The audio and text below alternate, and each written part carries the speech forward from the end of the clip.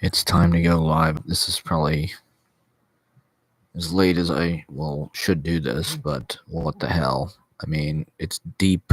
I feel like we're in that James Bond, GoldenEye, Nintendo 64. There are a few levels in that game where it's like you're on some fucking weird base in Siberia or whatever. It's snowy, it's dark. That's where we are.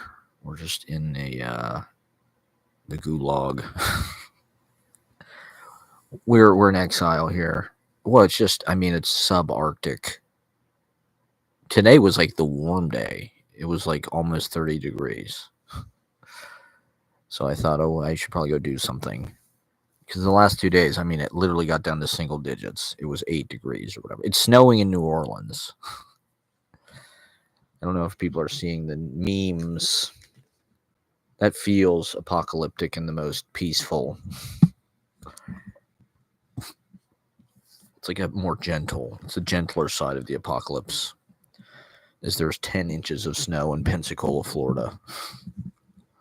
In Bourbon Street, the French Quarter is like there's a blizzard, which actually looks like it kind of suits it kind of well, but I don't think that's. They said they haven't had that since like the 1890s or something.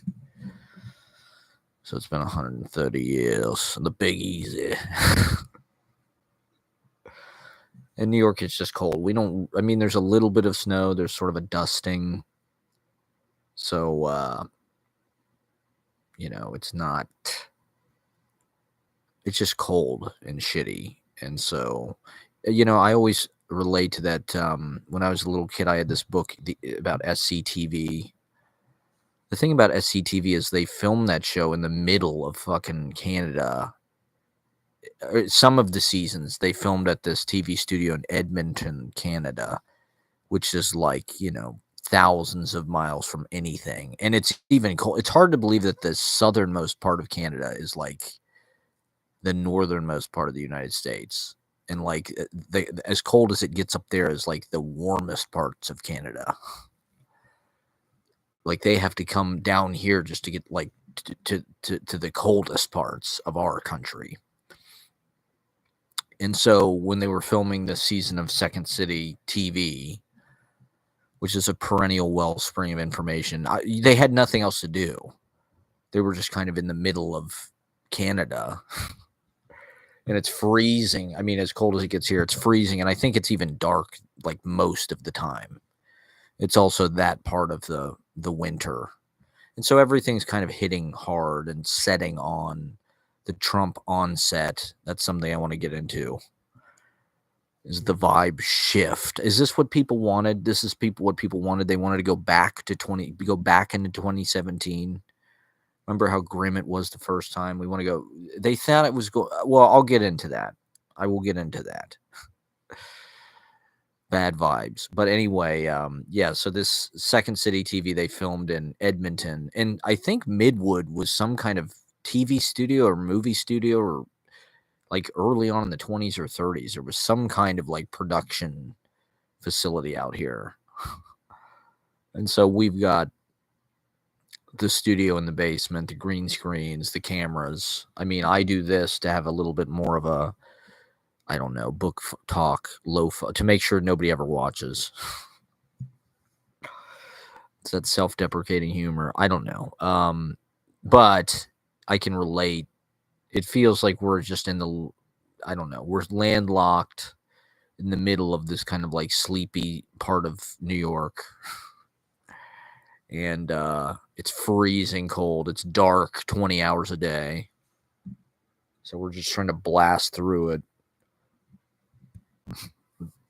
as best we can by providing content to you and broadcasting, basically. And speculating, pontificating.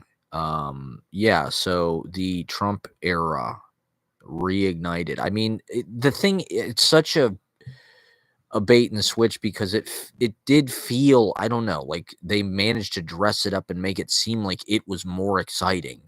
Like Trump was going to be some kind of like step forward with Elon and all of the shitheads, Hulk Hogan at the fucking convention. and Cybertrucks and somehow Kamala was like a step backwards. It was going to be like neoliberal imperialism, United States playing empire and selling weapons and providing aid and blah blah blah. And I don't know. It's just now that the dude has been inaugurated and he's back in the Oval Office, it's deja vu. It's not new at all. We're right back where the fuck we were. And so I don't know. It's just it's a weird kind of reality check. You know, it's like we escaped. I don't think people really remember how much of a relief it was when Trump lost. You know, there was no guarantee that he was going to lose. He, you know, versus Biden. And if, you know, to be honest, everybody's speculating about when the Democrats lost the election. Why didn't Biden step down? To be honest, the Democrats lost the 2024 election in March 2020. When COVID happened, it completely kind of foiled the primary process in 2020. Because the thing is, people didn't really, I mean, Biden was not like the leader of that primary by any kind of like huge margin. He managed to win a couple of primaries in a sort of a surprise. I think, did he win Iowa or something? It was a complete surprise that Biden like won anything. And so he had momentum, and then the pandemic happened. But of course, the fucking DNC was trying to shut Bernie down. You know, it seemed like Bernie had a real chance.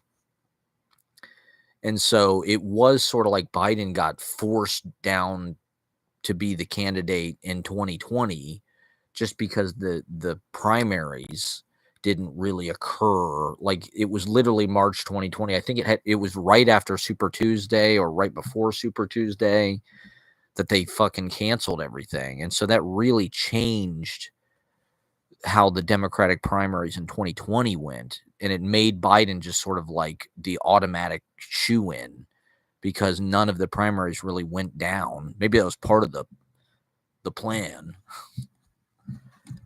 But even he was sort of just like crowbarred in and was sort of like not really what people wanted.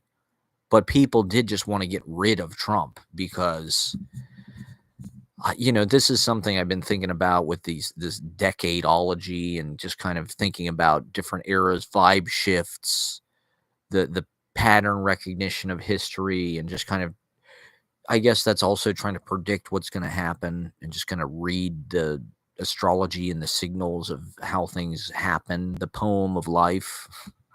What does it mean? What do the symbols mean? Where are we going? Who are we? Where have we been? Why? And, you know, we're in the late 2020s, and yet we're stepping back into 2016. To me, one of the hallmarks of this decade was Trump losing in 2020, Biden coming in. You know, that moment where Amelia Gorman read that poem at the inauguration in 2021, to me, that is what kicked off the decade. And that felt like a fresh start. Trump is gone. We don't have to have fucking Andrew Jackson's portrait in the Oval Office anymore. There's no Diet Coke button anymore. These scumbags are on their way out. And they January 6th it, right? I mean, they just pardoned all of the fucking January 6th people. And I would even argue that the inauguration was really, it just feels like they picked up where they left off. It felt completely symbolic and on purpose. And it felt like they were trying to rub January 6th in everybody's face and kind of legitimize it. The inauguration felt like kind of like a soft January 6th all over again. It was the same scumbags, the same place, the Capitol Rotunda, and it was them kind of, you know, and so in a certain way, it felt like the Biden thing was going to open up. It felt like just a relief. It felt like a reprieve. You know, we had made Trump a one-term president. which is sort of like the biggest dunk you can have on a president, is just making him kind of a lame duck loser like Jimmy Carter or George Bush, the first one. And it felt like, nobody's perfect, especially politicians, but it did feel like people were, I don't know, the Biden era, and maybe this is just my own sort of political bias and obliviousness, it felt like a relief, and it felt like we finally just had freedom to go back to our lives. We kind of rode this wave of stimulus and kind of that euphoria out of the pandemic. The years 21, 22, 23, 24 were pretty good. I don't know, was it just me, or it was everybody? I mean, it definitely felt optimistic. It felt like it did feel like a new decade. It did feel like the pandemic was like this clear kind of like splice, this weird kind of like edit or pause or something.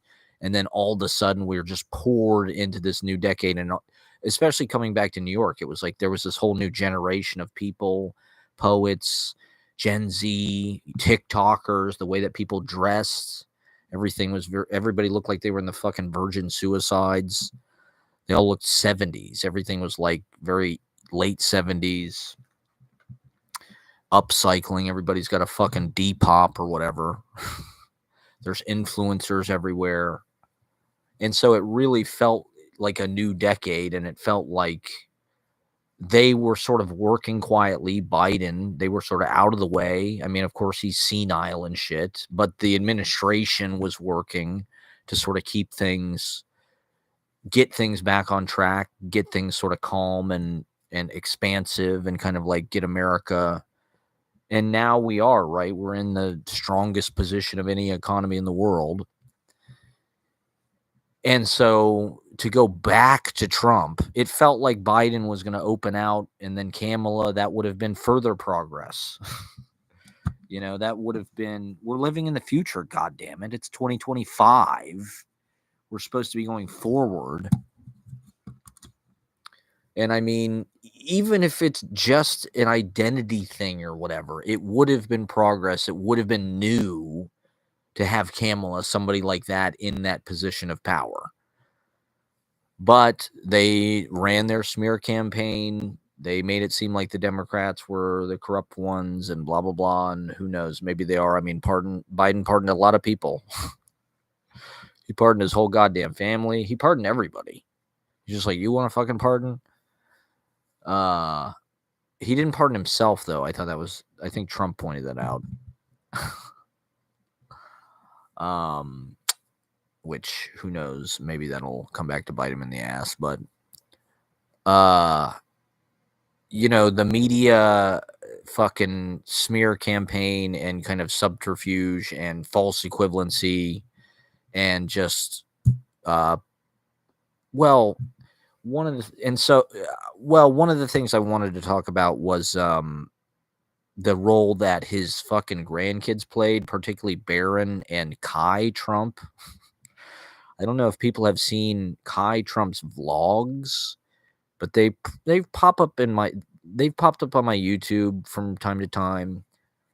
And Kai Trump, I think, is Donald Trump Jr.'s daughter, and she's a vlogger. She does fucking, I don't think she films them. I think she has like somebody that does it, but it's kind of an interesting window into the process and his campaign.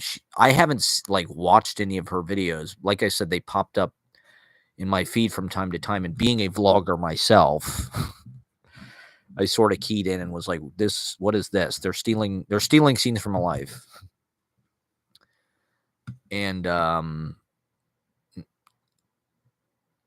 but it's like behind the scenes of the Trump campaign, and the cinematography I don't know what kind of fucking camera they're using. It looks like fucking Miami Vice 2006. Michael Mann, Colin Farrell, Jamie Foxx. It's like nice nighttime kind of digital cinematography. So as a filmmaker, and just as a person, and I don't know, it's just, and this is something I mentioned in a video like 10 years ago. It's just like cinema is becoming just like a part of our fucking anatomy or something.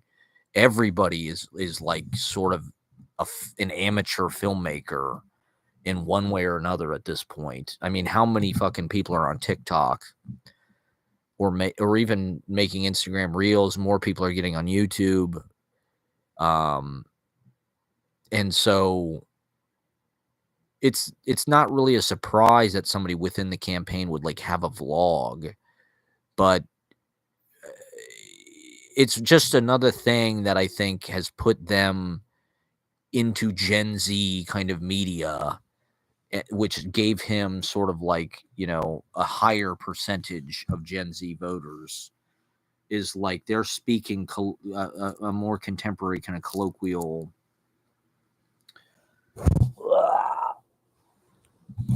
They're meeting people where they're at, right? And it's also kind of like an unprecedented form of journalism. I think that people just kind of have to look at journalism as like this morphing thing where it's going from being kind of like trained newspaper like writers to firsthand accounts, people at eyewitnesses filming shit on their phone and posting it on TikTok or wherever, Instagram, whatever social media, Twitter. That's how the David Lynch death was reported on Facebook, right? His family made a Facebook post. And then the media found out about it from there.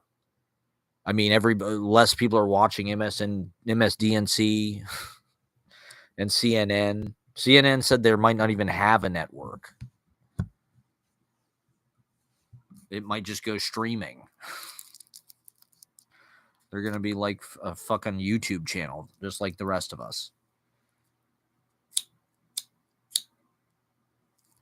And so it's kind of an exciting time for cinema, actually. People think that movies are dead or something, and it's like it's just becoming like ubiquitous. The way that people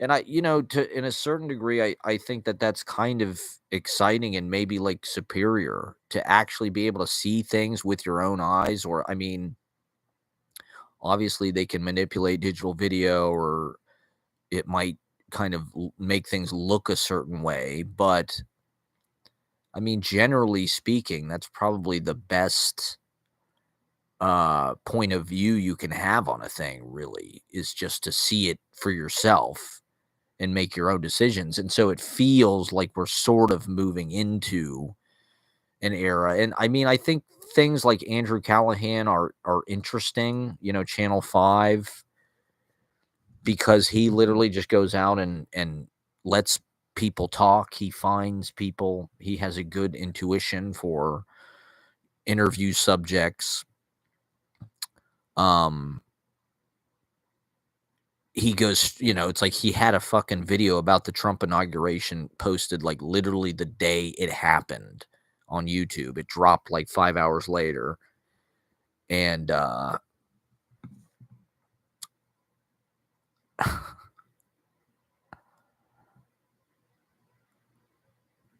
it was just him interviewing a bunch of the craziest fucking Trump psychos. So he gets comedy because the people are nuts and they're over the top. But it's also a kind of journalism because, like, as a viewer, you can just see these people's sort of unfiltered opinions. I mean, he does edit it, but for the most part, it's just the people kind of like going on at length about whatever the fuck their pet kind of opinions are.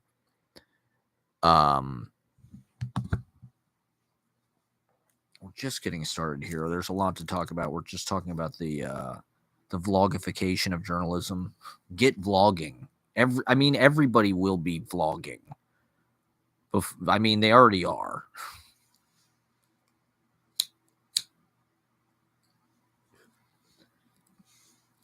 I think vlogging is going to be pretty standard within a couple years. I don't know. I mean, with my scenes from a life thing, for a long time, it's just like I wasn't making Instagram fucking posts because anything that I would post on Instagram, anything that would be social media content, I just like, I'll put it on my vlog. I'll film it. I'll put it on my vlog. I'm not wasting that shit in some kind of stupid Instagram post. But a lot of these apps, it's just like cannibalizing all of the same content. You're just posting it through different. It's like you have your vlogs on YouTube, you have Instagram posts, you have fucking stories, you have live streams on goddamn Twitch or YouTube. You got to do it all. It's your micro niche. I've got one person watching. Thank you for watching. Please like and subscribe. I probably shouldn't call attention to how pathetic and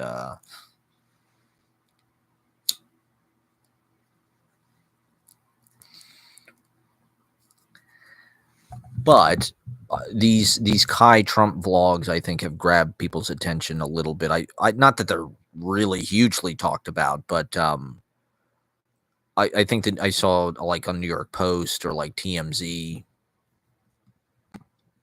and it's just an example. You know, for people that age, it probably is more just like part of their culture to do something like that, right? When I started vlogging in 2014, it definitely felt like I was invading people's privacy. The point of it for me was to capture real life as if it were a novel or a movie, and to show, rather than write a character based on somebody, just to show how amazing people were as characters, and how the things that happened to you in life were not really like they were in movies, but were more interesting, actually. The kind of conflicts or whatever, narratives. Your life is just so full of narratives all the time. There's always obstacles and things that sort of don't go your way in the way that's like super poetic, or I don't know, truth is stranger than fiction type thing. But also, just like, why not make movies out of your life? Why not make nice shots, you know, out of things that, and it's just weird how suddenly everybody is doing that. You know, suddenly everybody has an HD kind of like cinema camera, and they're using it at a concert. It's become a problem, actually, because everybody's filming the concert instead of just watching the concert or whatever, instead of experiencing the concert. I don't really think they're mutually exclusive. I'm not one of the people that believes that. I don't think just because you're fucking filming it, you're not like in the moment. You can do both. And I don't know. Do people think of themselves as filmmakers, or what do they do with it? That's what I want to know. Other than just make like posts out of it or Instagram stories, what does your average person do with the videos that they're filming? Like at a concert, what do they do with that? They watch it like in their fucking photo app, or do they're not making vlogs, I don't think. Not yet. I mean, to some degree, a vlog is just like a scrapbook or a photo album. It's really just like having a photo album, except it's the contemporary version of that. But I think you can take it as far as you want it. To me, as a filmmaker, it's an interesting opportunity. It's a new frontier. When I was in college, there was Laguna Beach, right? And then that sort of morphed into the hills. And the idea basically with Laguna Beach was like, let's make a reality show that looks like a movie. Let's make Beverly Hills 90210, but with real fucking kids, Stephen Coletti or whatever his name is, and Lauren Conrad, and the whole gang, memorable characters. The thing with all of the other reality shows is they had this kind of like low rent production, low budget. It all looks like Dogma 95. It's all like really like kind of, I mean, it's aesthetic, but it's like it's only become aesthetic because that language is so gaudy and tacky. And it's like a modern campiness, kind of like modern reality show grammar, editing techniques, sound effects, talking head. And it's cool for what it is. But I liked the idea, even though the hills and Laguna Beach were like the most shallow people on earth, they weren't really who I'd choose to make. My idea, I wanted to do Lives of the Poets. I wanted to do Laguna Beach, but with like New York City poetry, basically. A lot of people have made stand-up comedy shows, right? Like Louis, there's a lot of like good kind of like digital cinematography representations of like stand-up comedy life, like where they Crashing with fucking Pete Holmes, or there was something else I watched recently that had, or I mean, even Louis' show like has all of the comedy clubs and Bud Friedman's in his fucking show and all of that kind of textures in there, but there isn't really a poetry Laguna Beach.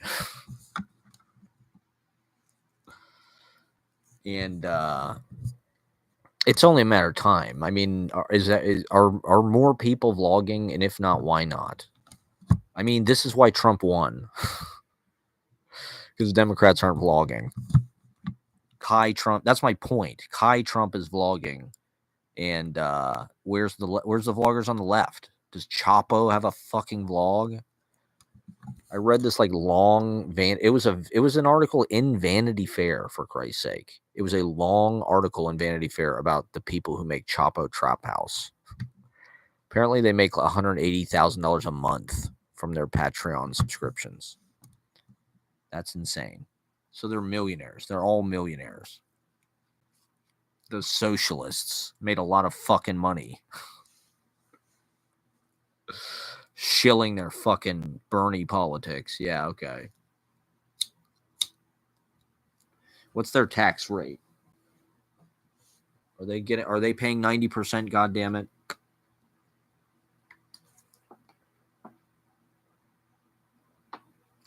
Well, part of the article was they were all trying to write screenplays.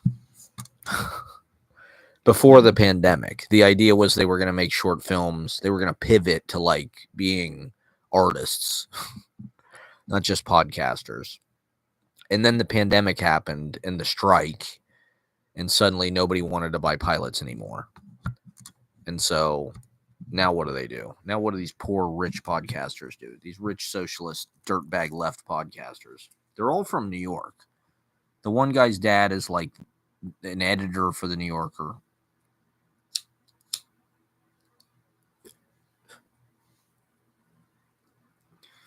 I don't know. I was never cool or smart enough to listen to fucking Chapo. I've just been yapping my own dumbass opinions. I listened to it a few times out of curiosity. A lot of it, they would just read shit from articles, which I thought was a good idea, but it's like, I don't know. I just don't relate to things that the things that people our generation think are cool. I just do not relate to. I have just a way different sense of taste than fucking people who listen to Chapo or whatever. And they're not vlogging. God damn it. I don't even think they have a video podcast. It's literally like nerds listening to it on their fucking Apple store, downloading it from their fucking podcast app or whatever. This is why I do YouTube live streams, because I could never figure out with making like a real podcast. There's all these fucking hoops you have to jump through about, I don't know how you encode it. I don't even know what the fuck it is, but it's just a lot easier to go on YouTube. There's literally one button you press to go live, and bam, You're fucking video podcasting. Like, why would I do that? And why would people watch that? Like on YouTube, it's a lot easier to just watch. And there's not really a whole lot to watch on YouTube. Even though YouTube theoretically has millions of hours of shit, there's nothing to watch. Well, I started to watch this interview with this guy from Chapo Trap House on that Citarella guy's show, who's like this New York, I don't know, video podcaster. He's had some interesting shows, so he must have just posted something because it popped up right in my feed as like the first thing. But like, to be honest, there weren't that many interesting options. I mean, people don't really have to watch this live. If they catch it later, that's fine too. In fact, I would prefer if they watch it later. But that doesn't seem to be the case. People seem to want to see something live for some goddamn reason.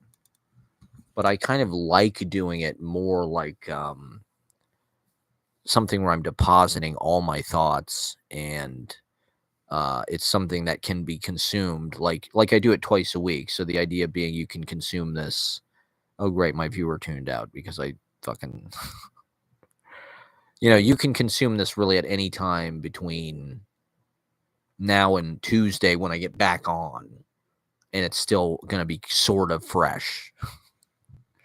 And then by next Tuesday, the idea being I'll have enough to talk about that I can sort of get on and upload all of my precious opinions and takes. Because I think I don't know, my point of view, I think I've been proven right about a lot of things, including vlogging. And I've been in the info wars for a long fucking time. I've been a citizen journo to little or no effect, but I've been doing it. I think that's the future. It's just like a microtopolis, a micropolitan,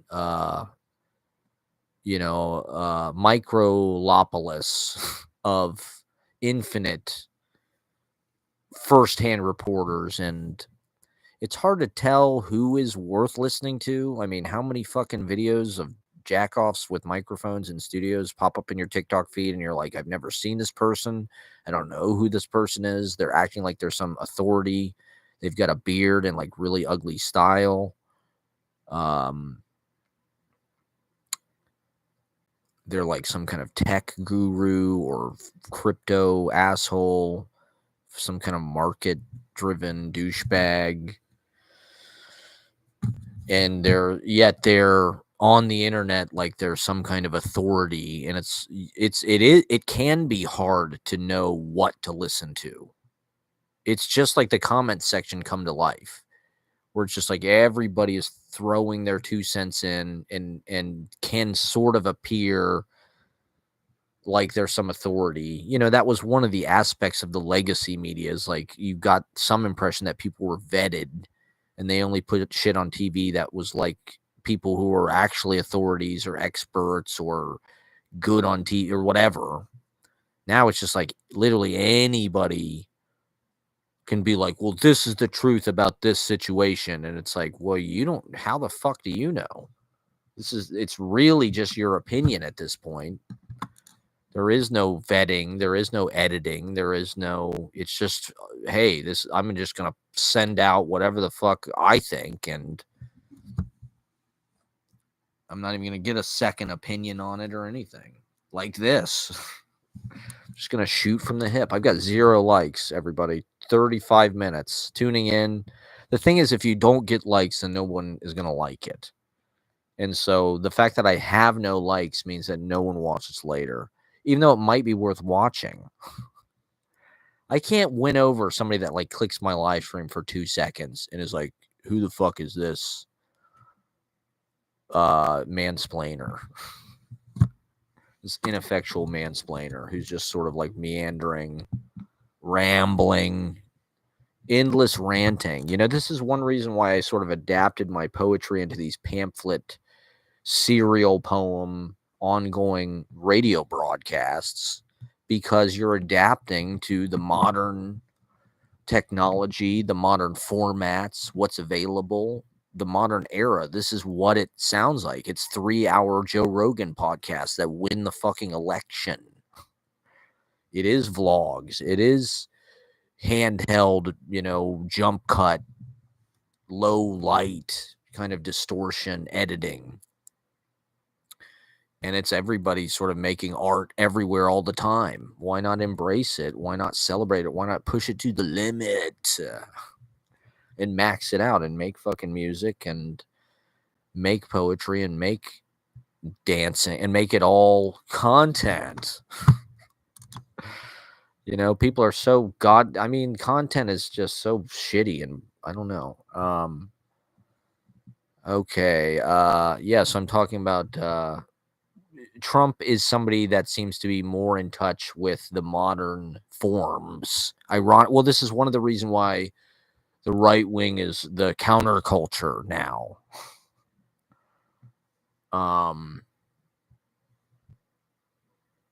All right, Ashley, please do not. I'm gonna turn this off because I'm not gonna look at these texts while I'm broadcasting. I can't be distracted. Okay, while I'm talking about content. Ashley's got a Substack. She's a vlogger. She doesn't really do live streams, but few are brave enough. Few are brave enough to really get on and just let it rip. And show their whole ass. Just let it all. Just put your whole everything on the internet. Hey, I don't know. This is my love language. This is my digital shrine to future generations. See, the thing is, if you leave a gigantic digital footprint, it's like you'll live forever. People can watch these live streams 100 years from now. Hopefully Google keeps the servers alive. And people can watch the open mic 1,000 years from now. On Mars. By that point, we'll be living on Saturn. We'll be living on the rings of Saturn.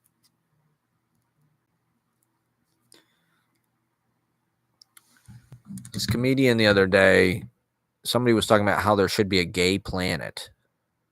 It's like, we got to give one of the planets has to be gay. It's like, there is a gay planet. It's Uranus. I'm sorry. Is that a hateful joke? Is that a hate crime? I'm sorry. I don't mean to joke. I'm not joking. These are not jokes, people. It's not funny. I shouldn't have said it. I apologize. Well, okay. Here's one aspect of it's like the canceled have been the resurrected. The resurrection of the canceled. Hulk Hogan, not that long ago, I don't know if you remember, but the WWE scrubbed literally every fucking reference to Hulk Hogan on everything they had because he said the N-word on his sex tape. On his racist sex tape. And fast forward to 2024, he's introducing Donald Trump at the Republican National Convention. They don't care about his racist sex tape. They like it. That's part of the dog whistle. It's part of the reason why they had Hulk Hogan there. They wanted a dog whistle with all the people who've seen his racist sex tape and didn't have a problem with it. They actually thought it was pretty cool. The sick fucking bastards. Okay, Ashley, please do not call me, all right? Sorry I haven't gotten back to people about Instagram DMs. So I'm not psychologically prepared sometimes to deal with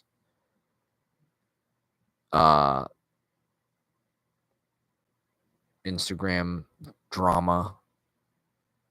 Or just, I don't know, just even looking at the DMs and facing it, Sometimes you just post and you have to run as far away and just look away. You can't be worried about the results. I know Ashley liked it. I know Ashley liked my live stream. It's the least you can do if you're tuning in. Liking something is free. I know you have to earn it. You have to give people something. You have to give them some feeling they want. Maybe we can go to the museum. You want to go to a new museum or whatever? We'll figure something out. I want to look at some art. I want to look at some art.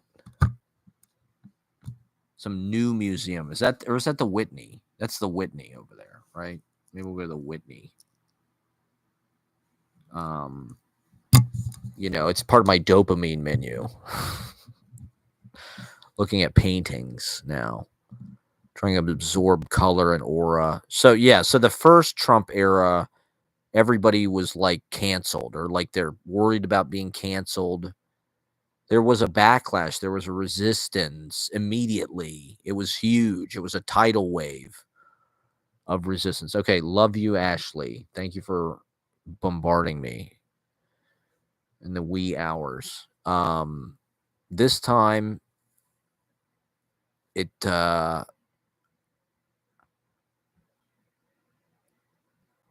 I don't know.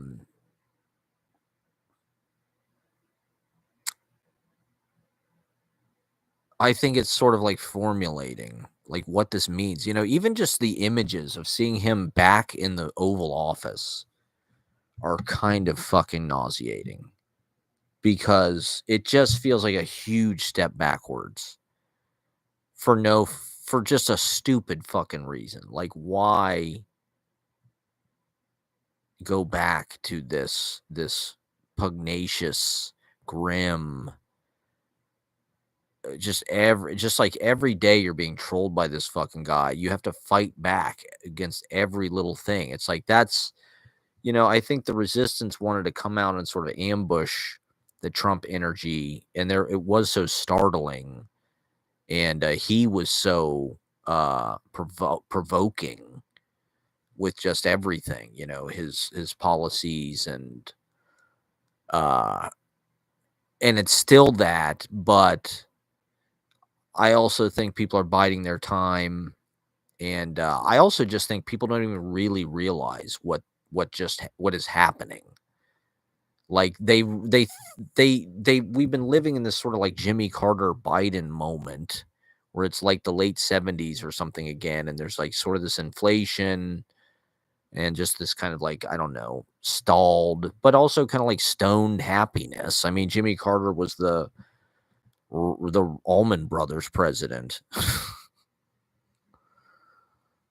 And Biden, remember when he got elected, it was all that fucking New Radicals song. I don't know who at the DNC thought that was like, this will be the anthem for the 2020s. This song from 1998. The New Radicals, you get what you give. Remember, that was like Biden's campaign song. Not that it was a bad choice, but it was like my association with that song. My stepdad had the CD, and he would listen to it. We had these speakers out on our back deck, so you could be in the backyard listening to the CD player. Which in the 90s, that was like pretty high tech. So we had the New Radical CD in our backyard. We're listening to You got the music in you. Don't give up. It's 1998. Right before the fucking Sopranos came on. It was a very Sopranos moment. The hot tub, the grill, Gulfview Woods. You got the music in you. And fast forward to 20 years later, Biden, the DNC, somehow is keyed in on this song for some fucking reason. I guess it was to make people kind of like feel optimistic, upbeat. But it's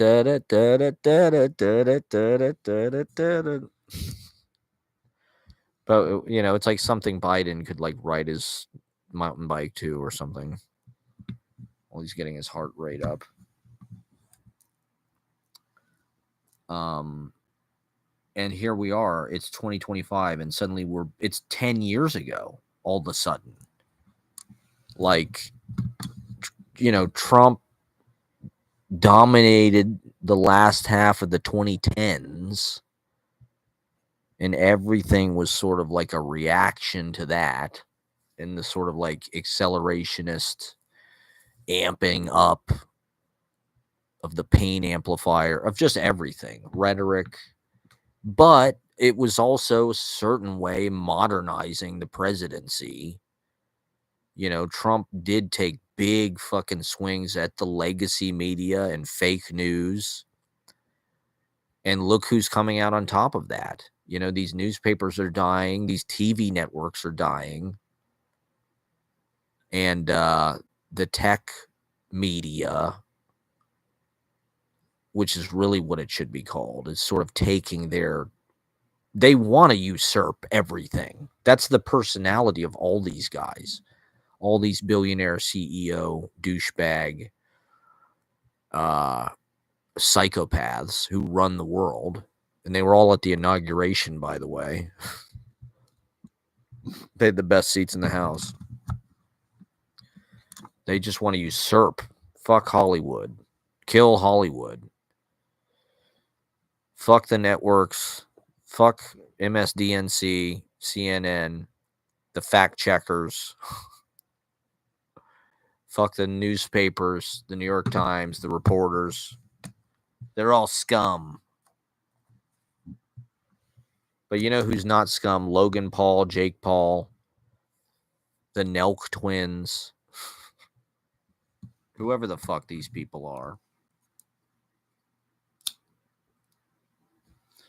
And so Trump, he's got grandkids. He listens, and Barron too. All right. So we got to talk about Barron. Because I don't know. Barron could be the next fucking emperor. This could be like the House of fucking Lannister or whatever it is in Game of Thrones. I mean, we might not be able to get rid of these people for like generations. It might go from Donald to fucking JD to Barron. Well, okay. This is another in my long continuing installments of ranting about height and height preference in our society. Because Barron, and to be honest, he looks like a likable kid. There's something about Barron, I don't know, that seems very likable. I don't know why. I mean, it's not just that he's tall.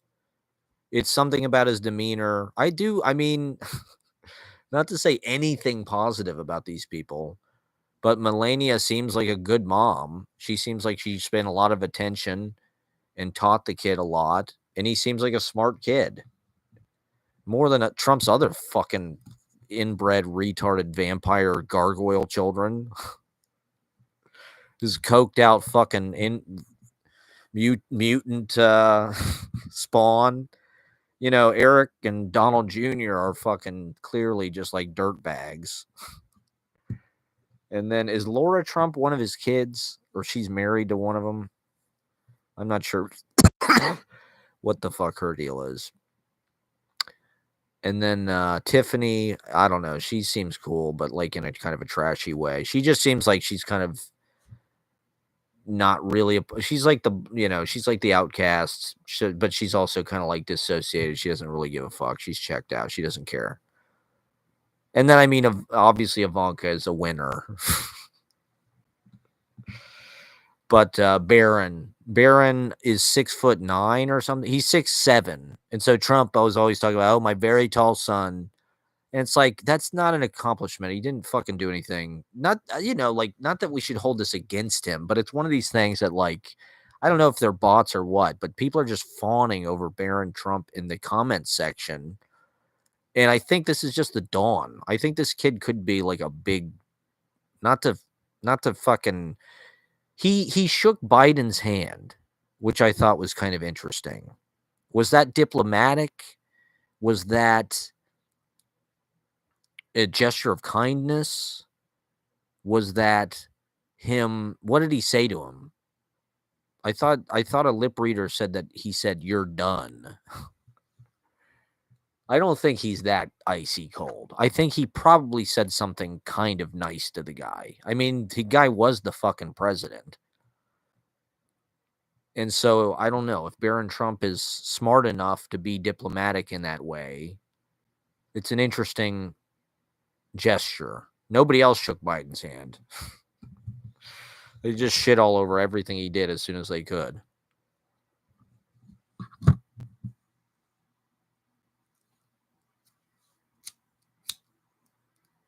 But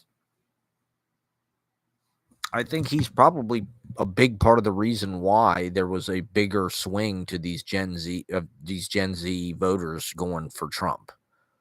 You know, Barron Wright was the one that sort of like keyed them into the manosphere, but I think it goes deeper than that. You know, I think it's a parallel thing with the Kai Trump with the vlogging. It's just like there's nothing comparable on the Democrat side with any of that kind of ingenuity or like spirit of invention.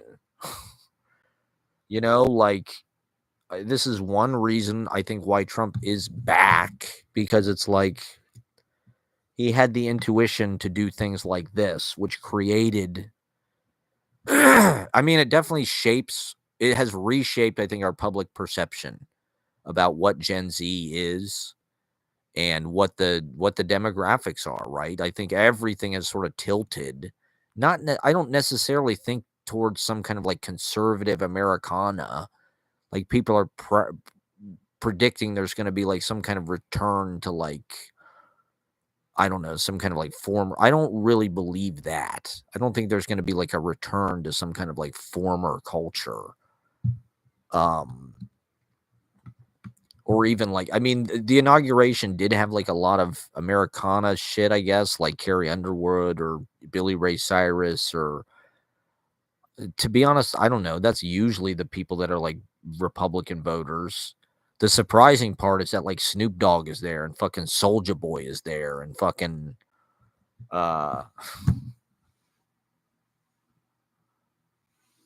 Nelly. And how does the left seem cool again? I mean, I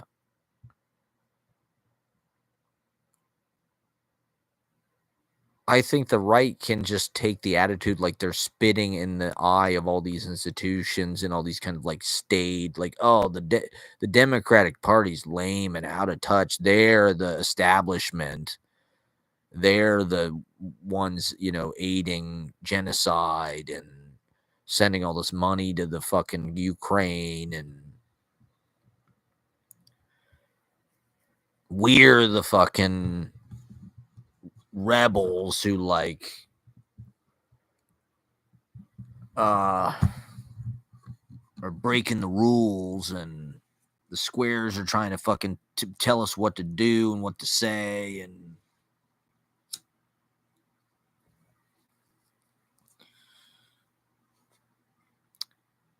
I think a lot of that is because they own the fucking media now, quite literally, and they can choose exactly what we see. You know, they choose what we see on Facebook, Instagram, Twitter. Like I said, YouTube seems to, it definitely is conservative. I just use YouTube for my own like output. I don't really, you know, the stuff that I watch on it, you know, I'll watch a little bit of Club Random with Paul Reiser, or you know, if I can find extremely specific kind of like rare media stuff, but I don't really watch a lot of fucking like whatever YouTube is trying to cram down your. I mean, that's what's frustrating about it. It's like you think you'd be able to get on YouTube and just see like that's what TikTok. That's like the miracle of TikTok.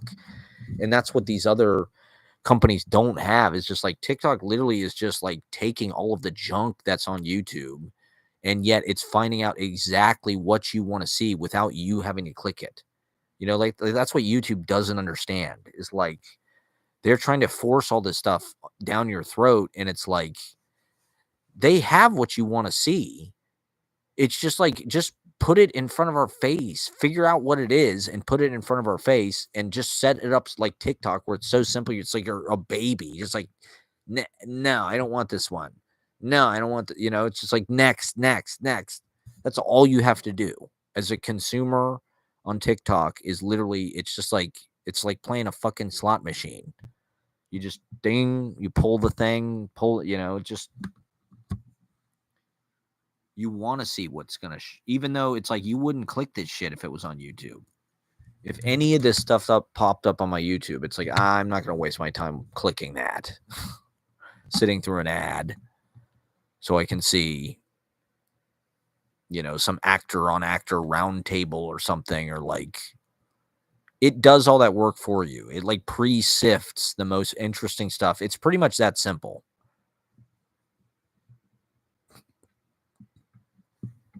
And so part of the Barron Trump thing, I don't know. I mean, he's not expressly political. He's very young. I mean, he just started NYU. I think he started a luxury real estate company recently.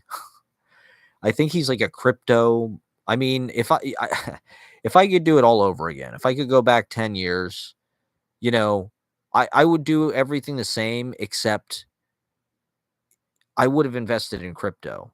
Not because I like it. In fact, think it's the stupidest thing in the world. It's the stupidest thing that's ever been invented. But unfortunately, our society is now run by like the most stupid, corrupt, get rich quick, like no integrity to anything they do people, that like crypto is there's a lot of people who have made a shitload of money real fast through fucking dumbass crypto schemes. And it's almost like winning the lottery or something, except it's a little bit controlled. And as an artist or whatever, it just feels like any ability to make it or like make a living doing that has almost been like completely removed, or it just feels hopeless. It's hard to know what to do because so many of these industries are crumbling. The music industry, Hollywood, it's a race to become an influencer or a streamer. And that's why I'm so dedicated to doing this. Not that it's working, but theoretically, if you are successful on YouTube, you could make $10,000 a month or $100,000 a month or something crazy. You could become Mr. fucking Beast, and maybe you could buy TikTok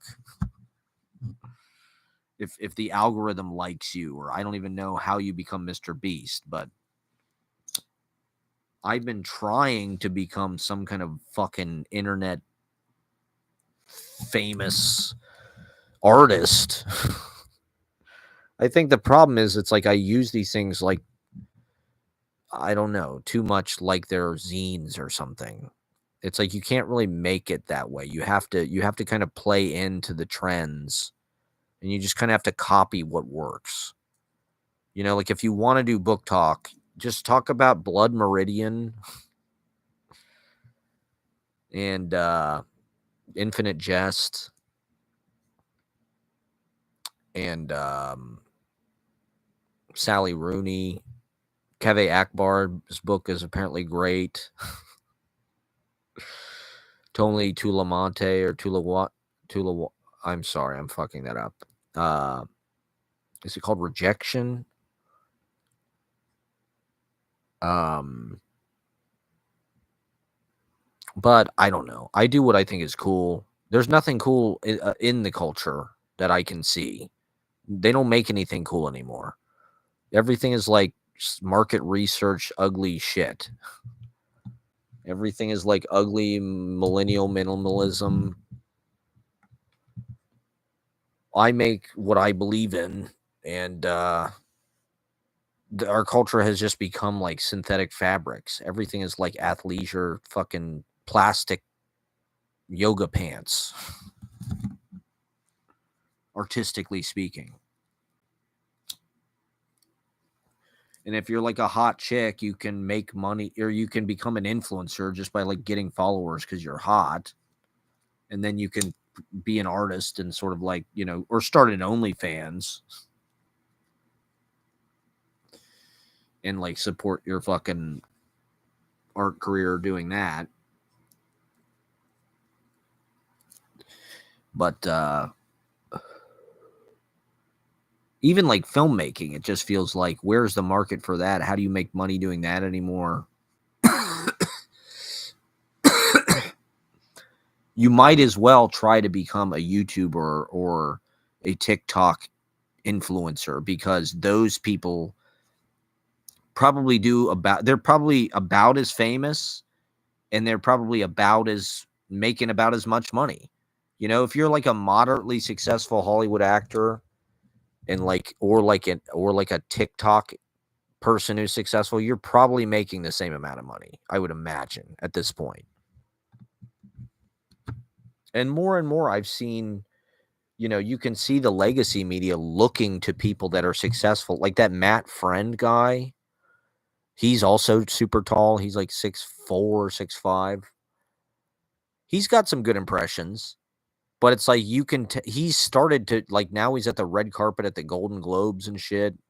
He's buddies with Jeff Goldblum and fucking he's doing videos with all these people, Will Arnett. And it's like he sort of earned his way. I mean, he's this tall, good-looking guy. He's talented. He can show that he can play with these people. He can interact with them. He can go toe-to-toe with Jamie Foxx and shit. And so but he's also showing them, like, hey, I've succeeded in TikTok world and built an audience just from, like, I know how to do this. They don't know how to do it. You know, that's one reason I think why they were trying to ban it. Because they know they can't compete. They don't know how to figure out how to fucking speak to those people.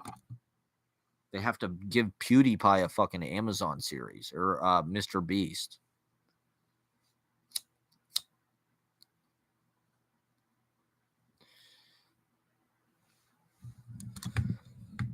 I don't know. How do you translate your personality through the internet?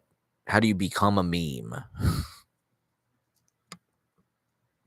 That's the goal now. How do you become a human meme like Trump? How do you meme yourself like Jake Paul Prime Water or whatever the fuck it is? Does he have a crypto? He's got to have a crypto. Trump's got a crypto. Melania's got a crypto. It's just like they're making money off of hype, stupid people, and like their brand. It's just like it's a way of, like, I don't know, turning your brand into like an NFT or something. Invest in Melania coin. What is it worth? I saw it's worth 50 billion. Who knows? Who cares? He's money drunk. I mean, Trump, he's money fucking obsessed. He's a money addict. These people love money. They're emotionally horny for money. It like is intoxicating to them. That's why he's so bowled over by Elon Musk, because Elon Musk has so much fucking money that Trump's just, yeah, whatever. This guy's a genius. What is this thing where he's going to give 500 billion to AI infrastructure or something? Crypto, AI, I mean, all of the dumbest shit. This is what I'm saying. It's like trying to be an artist, trying to be a filmmaker, whatever it is, musician, poet, novelist. Today I was like, how could you possibly making a living as a novelist? I guess you could if you're Sally Rooney. Are there, but it's like, are there, because I've been reading this book about Maxwell Bodenheim, who was this sort of poet bum in the village. And hey now,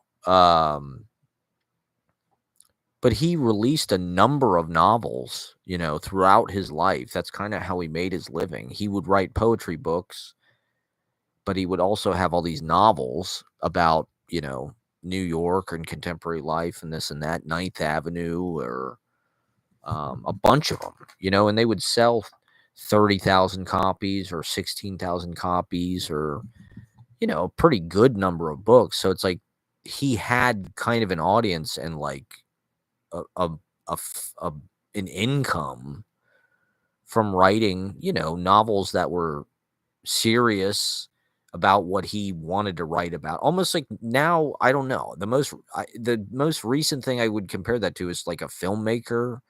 Like if you can make a film every couple years about whatever your vision of modern life, like that's the only thing I could imagine where like you're making that kind of money and like maybe have that kind of like, maybe if you're a TV filmmaker or TV director or But it's just like, is there a literary market for that type of career? Where you're selling enough of those type of books that, I mean, you're not necessarily like some kind of huge Danielle Steele, Nicholas Sparks bestseller, private jet owning billionaire author, but you could do that too, I guess. You know, there is the potential. Certain, like J.K. Rowling, the hateful transphobe, or, you know, John Grisham or whatever, Tom Clancy, where it's like they just tap into something and just like airport reading, I don't know what it is. How much longer is that going to exist? But they make like a lot of fucking money. Their stuff is like, I don't know, it's like Dick Wolf or something. It's just like fast food. I don't know.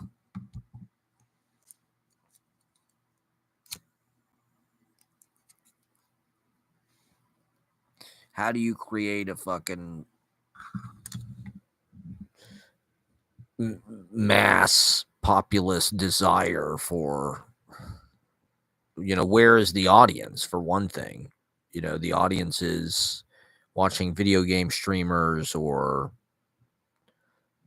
they're sports betting. How do the libtards get it? You know, first of all, they don't own any of these companies, so I think it's already kind of too late. TikTok, I think, is their best hope, but like YouTube is not really. I mean, this Josh Citarella guy, he's one of the leftists I see on YouTube. And it's, I don't know, it's, I guess it's not really about like having 50,000 Hassan Pikers or whatever.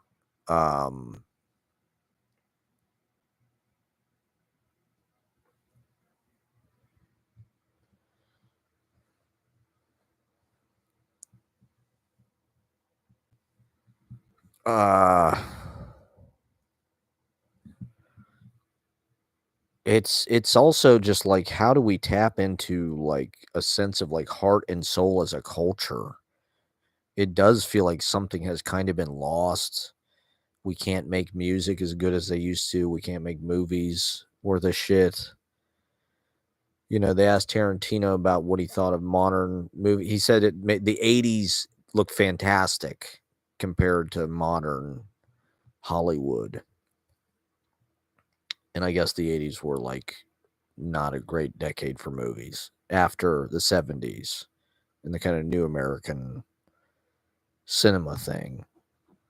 But it's worse now. And I don't know, how do people recover that sense of warmth and magic and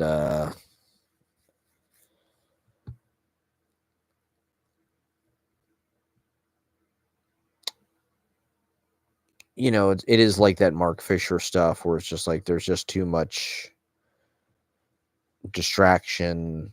So the modern experience, like, there's no boredom. You know, it's like that David Lynch thing about the importance of daydreaming to being an artist, and how modern life, it's harder to daydream. It's harder to have time for that. This David Lynch masterclass is really good. He talks about you gotta have a setup. Well, he talks about you need 4 hours of time, of uninterrupted time, to get 1 hour of painting done. He's talking about when you're a painter, you kind of have to be selfish. And this is definitely how I feel like being a writer. Most of my adult life, I've had to be really selfish about time to get, not that I have anything to show for it. I think I'm having an identity crisis. I'm having a midlife crisis.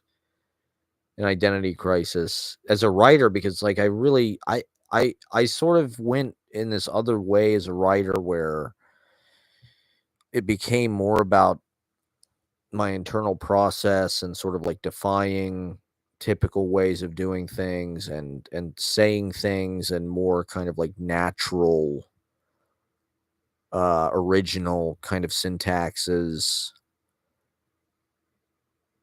But I also feel like I lost my ability to like communicate something simply through the writing. That became less interesting to me because I do things like this.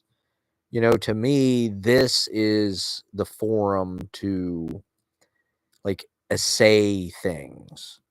If I want to, you know, rather than write an essay, not that that's, you know, if I were going to write a review or something, it's like this would just probably be as effective a way.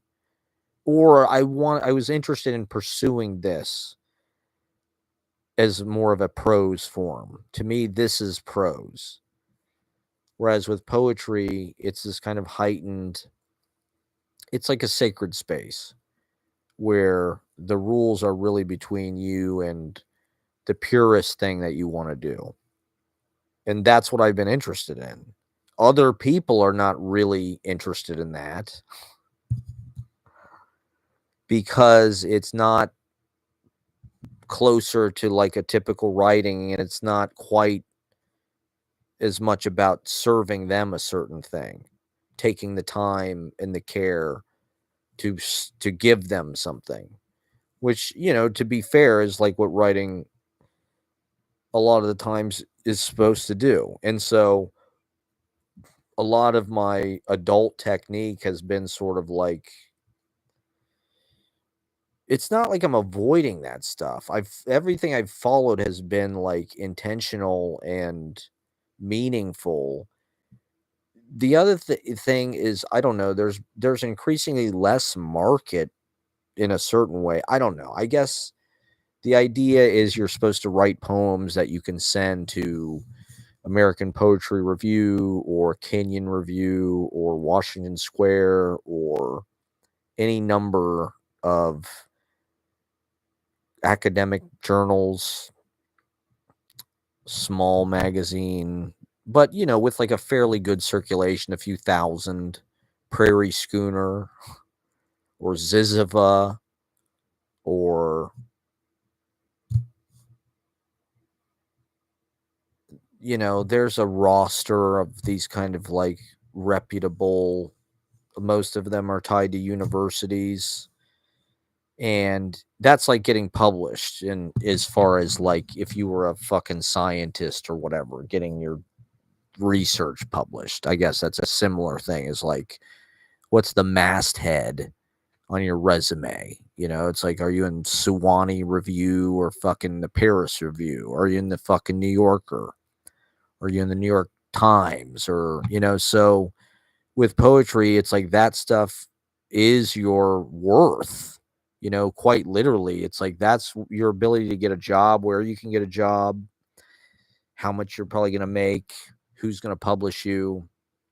It all really depends on who likes you, what editors like you, and where they work. And, you know, does your work fit with their philosophy of what they want to publish? And, you know, I don't know. I don't uh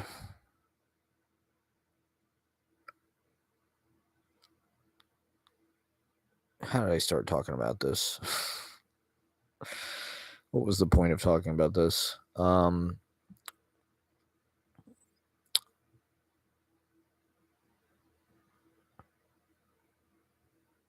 Well, I don't know. Your existence as a writer, as an artist, it feels like you need to be legitimized or recognized by your peers. And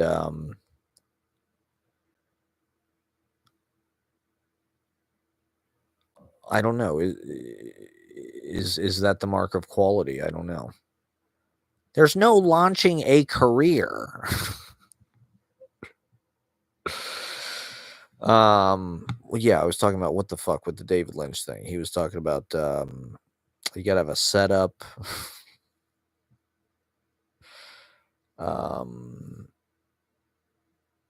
Why the fuck was I talking about that? Oh, I know I'm losing viewers. I'm losing in the Nielsen ratings. I'm bombing here. Look at me, I'm bombing. Okay, part of my birthday is Monday, and I'm gonna do an hour. People, this is a Easter egg for the real fans out there. The real fans watch my live streams because this is where the real long form content goes down, where I sort of deposit my insane, half baked, completely wing nut. I'm like Jim A. Dore of New York working class. NYC strong, baby. So I'm gonna do an hour on Monday. It's my birthday, god damn it. So if you show up early, I'm gonna do, I don't know, probably some kind of variety show, music, poetry. I'm gonna do my greatest hits. I'm gonna do some improv. I'm gonna do some streaming, some stream of consciousness for everybody. I'm just going to do a midlife crisis on stage. I'm going to have my midlife crisis right the fuck on stage. And I'm going to just bring it all in. I'm going to bring everything on it. I'm going to compose an epic fucking poem about my entire life. It's not going to be an hour. I'll probably do like half an hour or something. I'll probably start at like 8:10, 8:15, and then go till like 8:45. But I'm going to do some kind of spontaneous recounting of everything that's ever happened to me and embodiment of my pure soul. Midlife. This is midway, theoretically. I mean, technically, probably my life is at least half over. Maybe not. Hopefully not. Hopefully, these rich Silicon Valley assholes invent immortality. They're all trying to. Hopefully, Secretary of Crypto, Larry Ellison, Secretary of Bitcoin. We're having an external revenue service, everybody. No more internal revenue service. We're just gonna rob everybody on Earth. We've been protecting you assholes a long time. Now we're gonna rob you. We've come to collect. God damn it. Trump is here. Big Papa Trump. Big Papa Trump got your hookup. Holler if you hear me.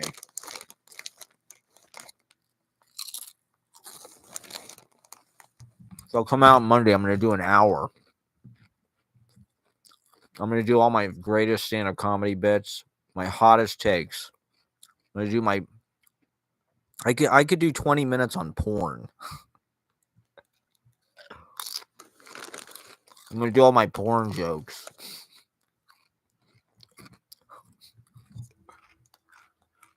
Just kidding. I don't know. I think everybody hates me now. I don't know. I'm staring down the barrel of 40. It's a reality check. Looking back over my life choices. And trying to do better. It's been hard just getting this far.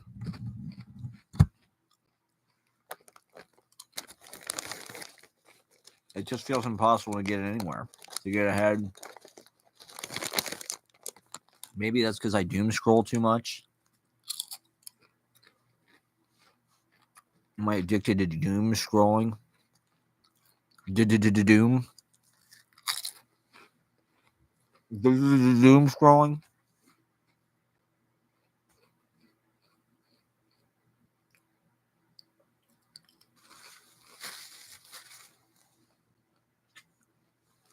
Book of the day, Joe Giravolo. I spent a lot of the day yesterday reading this book.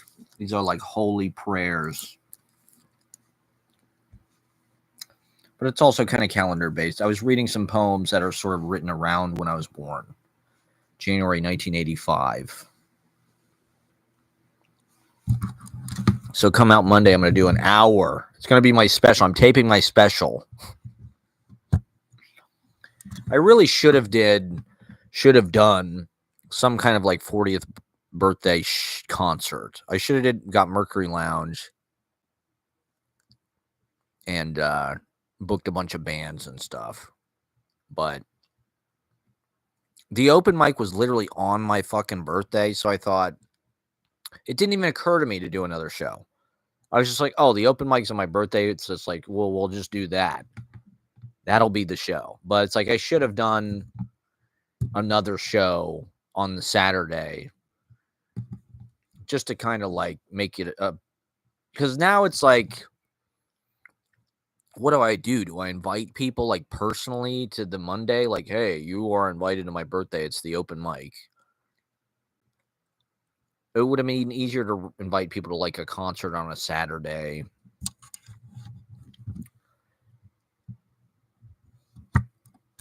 And have that be like the party or whatever, but and make it a big festival, like a multi-day big ego trip. I mean, I don't know. This is part of the issue I have with birthdays, I guess, is like you don't necessarily want it to be like some big ego.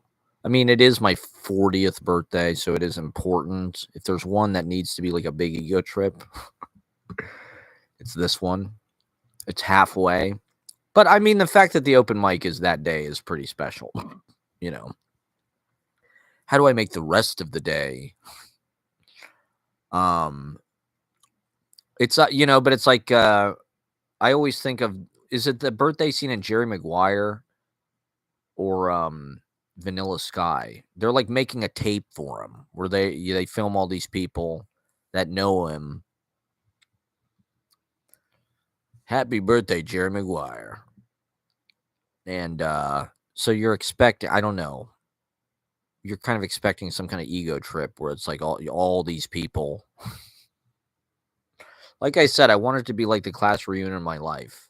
I know this is not going to happen, but probably all of the people will come out of the woodwork. Why not? I mean, I want all the people from my 30s. This is like the 10-year reunion of my 30s. I don't know. Particularly me, I'm obsessed with ritual and like ceremonializing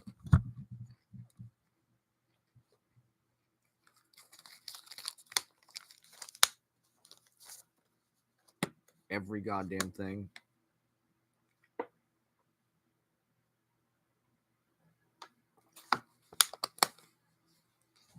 It means something. Where you are, what you do, who you're with.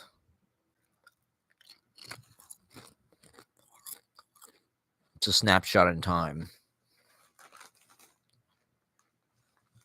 So you have to do something special and memorable. Every few years, you have to have a big ego. Although, the thing is, I'm like in the party business. So it's basically my own job to have parties. I realize that's what I'm good at. That was one of my big epiphanies after the pandemic. As I realized, like, oh,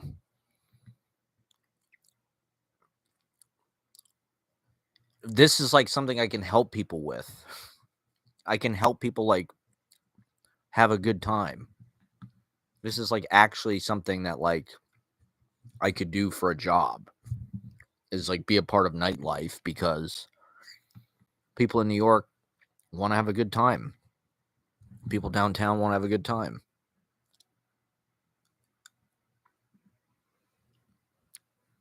If you can help them, that's what they need.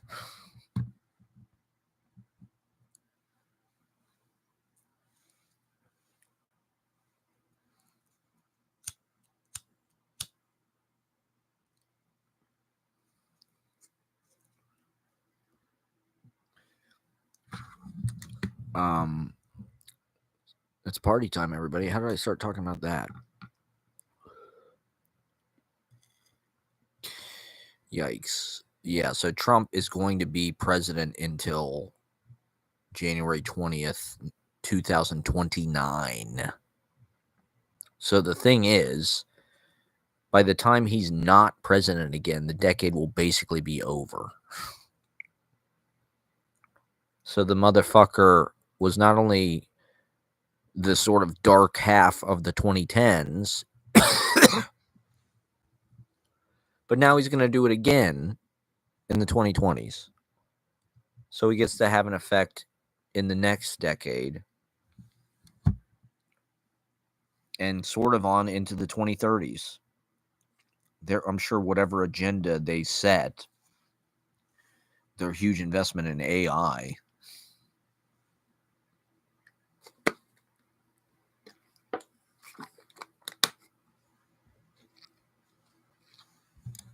$500 billion. We need $500 billion to AI.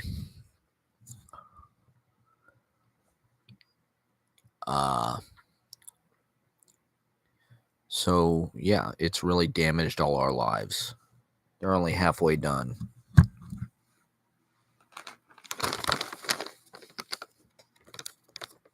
And now they sort of know what they're doing. They sort of like seem unified, organized. Apparently, Elon Musk wants to get rid of the penny.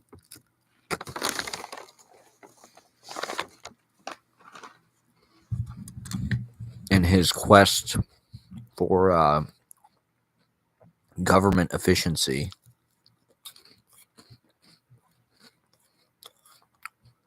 Apparently, it costs 3 cents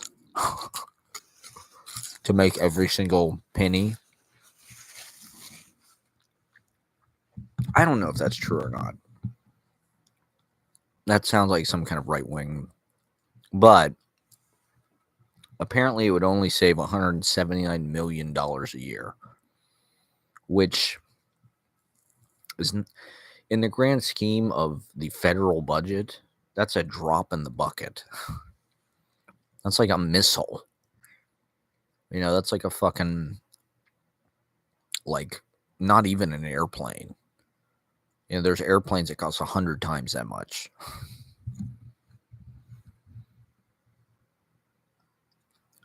Airplanes of cocaine, as Joseph Travolo would say. He's got a lot of political stuff in here, surprisingly. His later stuff is like more diary, more kind of like figurative. His later stuff. Millennium Dust.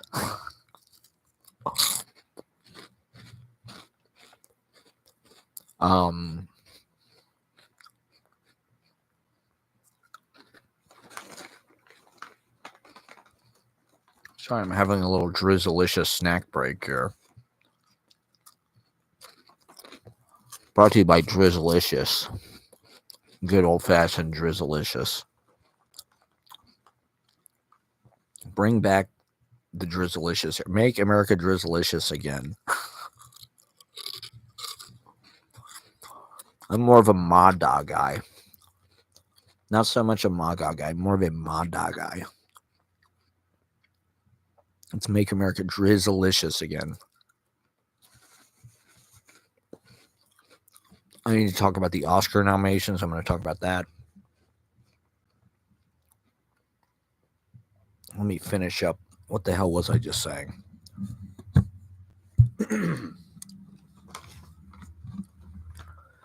Politics. Oh, just this stuff is too drizzlicious. It's too goddamn drizzlicious. Oh.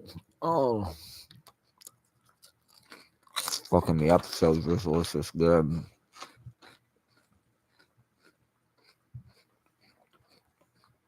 Yeah, Barron Trump, who knows? It could be like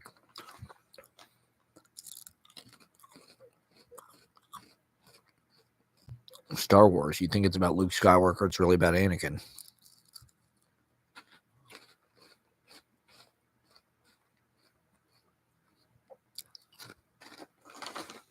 So the Oscar nominations. First of all, I hate that the Academy Awards has 10 Best Picture nominations. I think that's way, way overkill. And it completely cheapens it and dilutes it. Maybe 7. Maybe. There should be 5. There's no reason for there to be 10. It completely cheapens it. It's the Oscars. Like, especially Best Picture. There should be less nominees.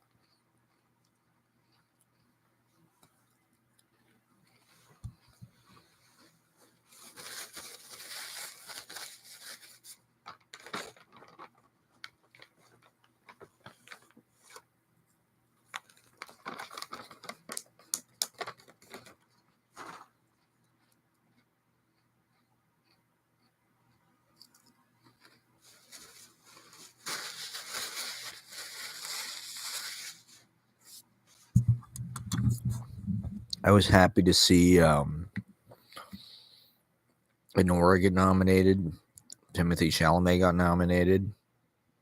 Pamela Anderson did not get nominated. I think that's kind of a shame. Not that I saw them. I didn't see the film, but it's sort of like the Mickey Rourke. You just want them to win. You want them to have it or get a nomination at least. Demi Moore got a nomination, which I love. I've always been a Demi Moore fan. I was 12 years old when Striptease came out.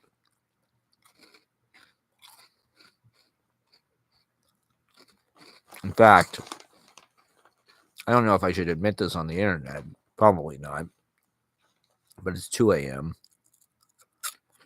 I think the first time I ever discovered,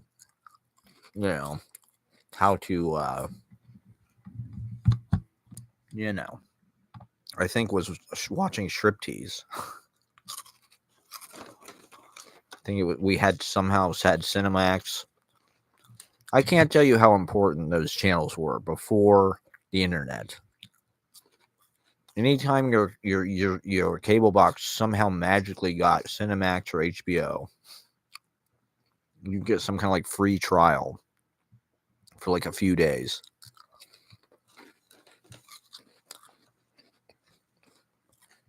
And they would show some, compared to the shit you see on the internet, it's like incredibly tame. And you have to sit there and watch the whole fucking movie, and you're like waiting for a certain part. And you're like waiting for something to happen. It's like you have to sit through all this stuff.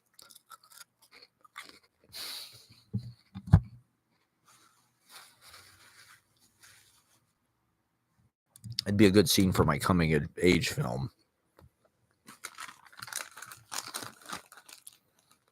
Here I am. Look at me. I'm eating. I'm a slob. I'm eating on my vlog. How unprofessional and gross.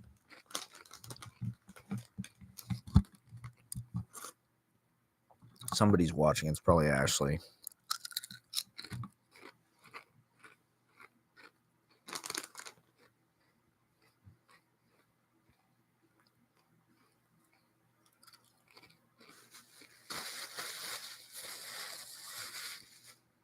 We're on the air, goddammit.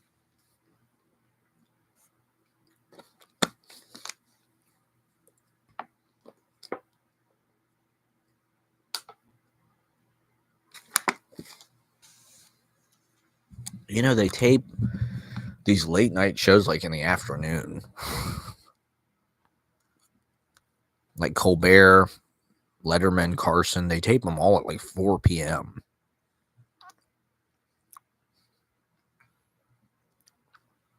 Which is kind of weird if you think about it. Because the whole identity of the show is like, oh, it's late night. It's different than the rest of the day. Late nights where it's like for the adults.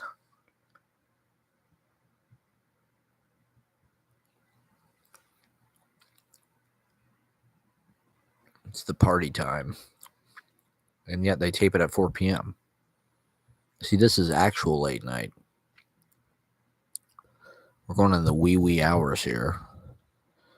Like Nighthawks at the diner. We'll be with you all night broadcasting. Here from Book Talk. Check out my library here, my shelves. Maybe I should just talk about my fucking books. That seems to be a niche. God, help me become some kind of famous influencer of some kind, please. All I want.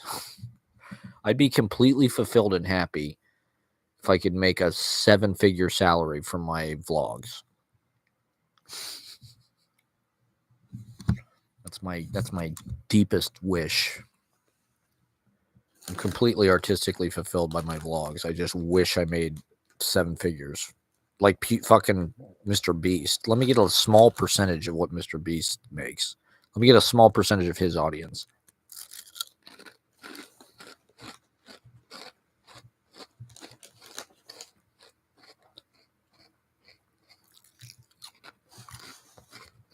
You know, living through 2016 through 2020, it's crazy how people seem to forget that the grand finale of Trump's first term was fucking pandemic. You know, nothing like that had ever happened in our lives, and really not even world history. Not that it was necessarily his fault, probably. But, hey, one thing I love it now that all the social media fucking companies are canceling all their fact checking. I'd love to have my video reinstated that got banned from a few months ago where I read my poetry. Would they ban it now? I doubt it. The gloves are off. The rules have changed. They're all getting rid of their DEI policies. All of these big corporations are getting rid of their woke language and their corporate pledges and shit. Fucking fascists. They're all fascists. Getting in line.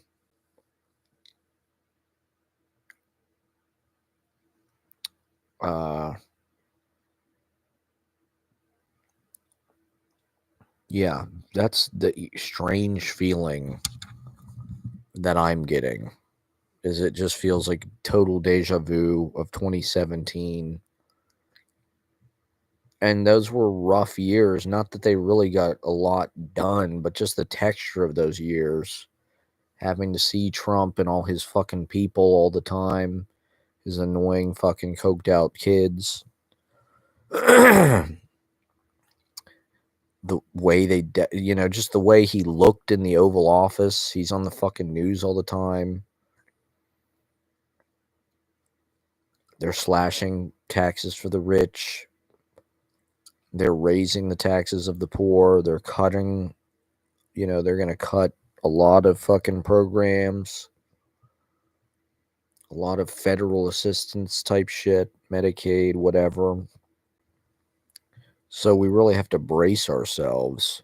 I think in a certain way, the Biden era was like some kind of they legalized weed everywhere. They gave everybody 20 grand and legalized weed. So it was sort of like this vibey air bubble of peace, love, and music for a little while. It felt like kind of pastoral reading in fucking Elizabeth Street Garden. But life goes on. We lived through Trump one fucking time. You can just tune it out as best you can. And just, I don't know. It definitely disrupted and provided a lot of turbulence in all our lives. The first time, I basically got fired.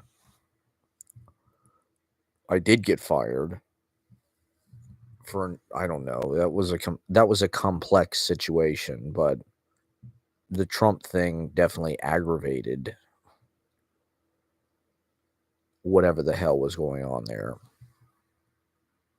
And suddenly working for limited brands.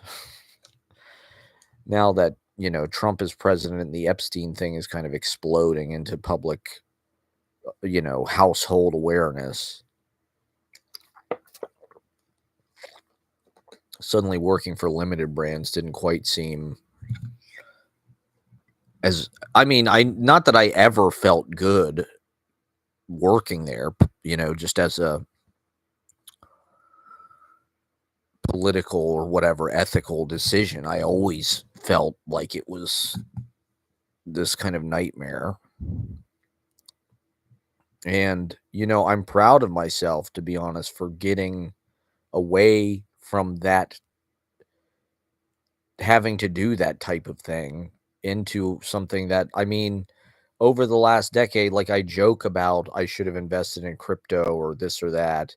That's only because society has gotten dumber and diverged in this kind of horrible way, where like the stupidest, like lamest shit now dominates everything, whether it's fucking crypto or video game streaming or whatever the hell it is. Uh, Logan Paul coin. Get your Logan Paul crypto.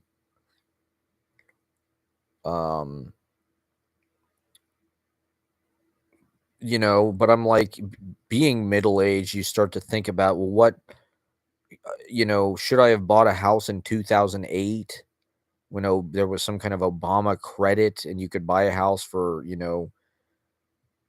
100 and some grand, not that I ever had that much money, but like, is that how I should have prioritized my life? And, should I have some kind of career as some kind of like creative professional or something? Rather than like the way that I've spent the last 10 years as this sort of hermit artist, kind of following my own DIY, just like path of, I wouldn't trade it for anything. But it's also hard not being a success because you're like, okay, I'm 40, I'm not economically viable. Where do I go from here? My bloodline is just going to die out. My genetics are going to die out because I'll never have any money. And I should have bought a house 15 years ago before the inflation exploded. And now we've been priced out and we'll never have children. And I should have played it safe. And I don't even know what, been some kind of, been some kind of Trump person, done whatever those people do, buy Bitcoin, invest in the stock market, get involved in that somehow.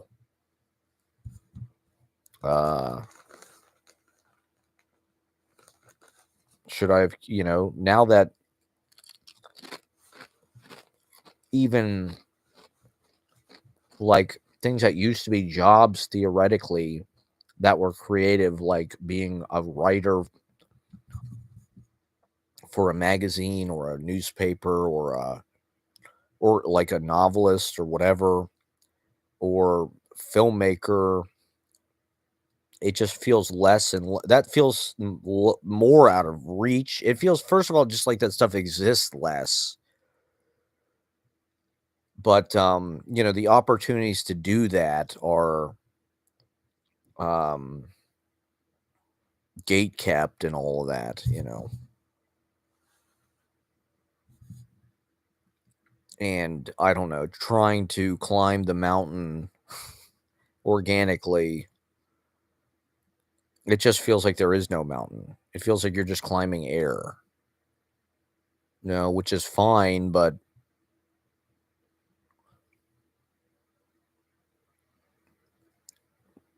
I'm proud of what I did with my life. It's just, I have no buying power.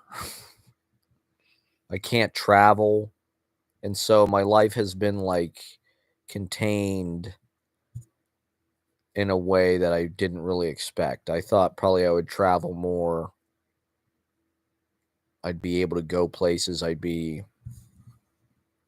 appreciated, or, somehow as a child, the things that I did seemed to work amongst my community that I lived in. So I thought as an adult, well, the dream is you want to get an opportunity to make a living from your own ideas.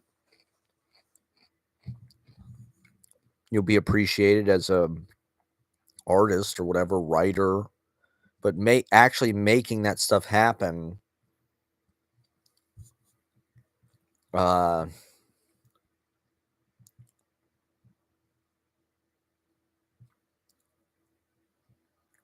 I don't know.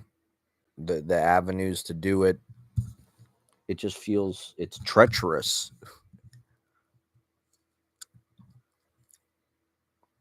It feels treacherous to try to do that stuff now. It's hyper competitive. It's hyper expensive.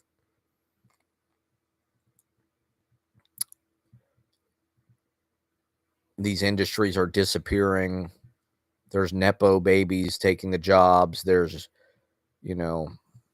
a number of different considerations for why people get chosen.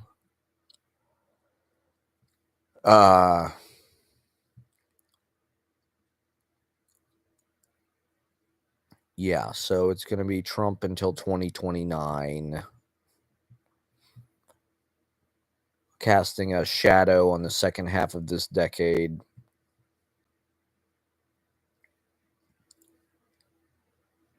But we persevere, we endure.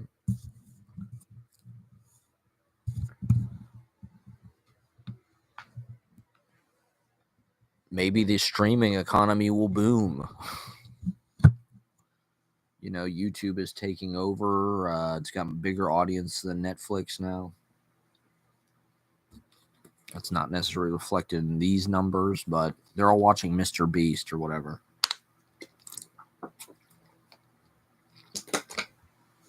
Or book talk videos about Blood Meridian.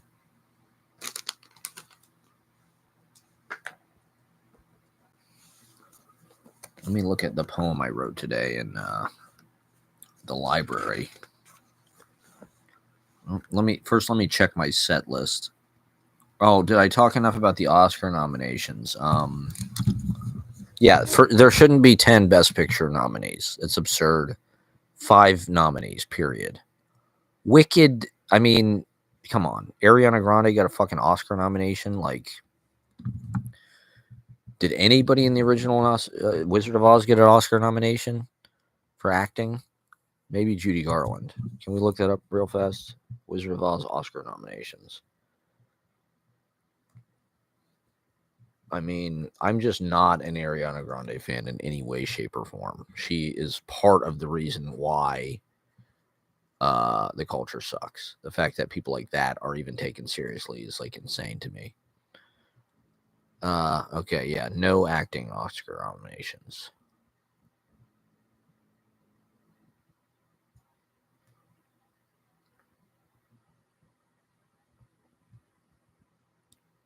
I don't think. Let me look here.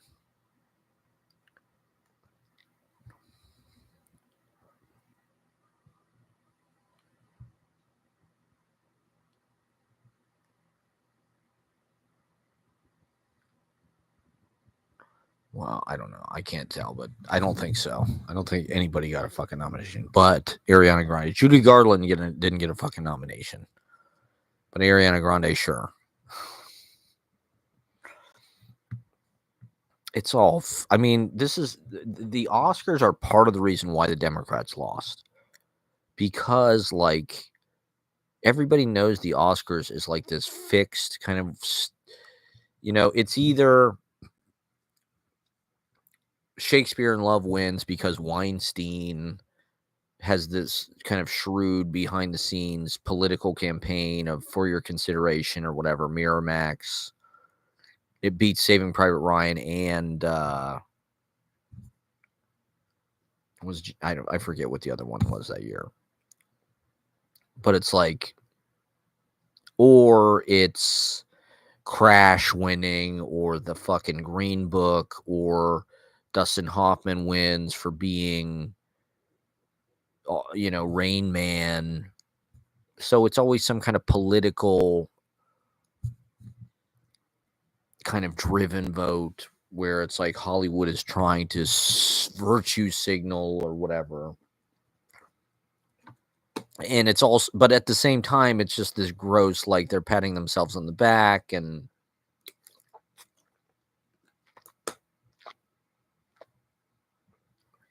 it's self-congratulatory, and people hate the Oscars. People are constantly, begging that the Oscars should just die. I was worried they were going to cancel it, not necessarily because they were going to cancel the Oscars, but because they might cancel the at the cinema Oscar special, which that would be a real tragedy. That's a good enough reason for me for the Oscars existing. The fact that they do the on cinema. Not that I've seen it since it went behind the High Network or whatever. But I wish I could afford it.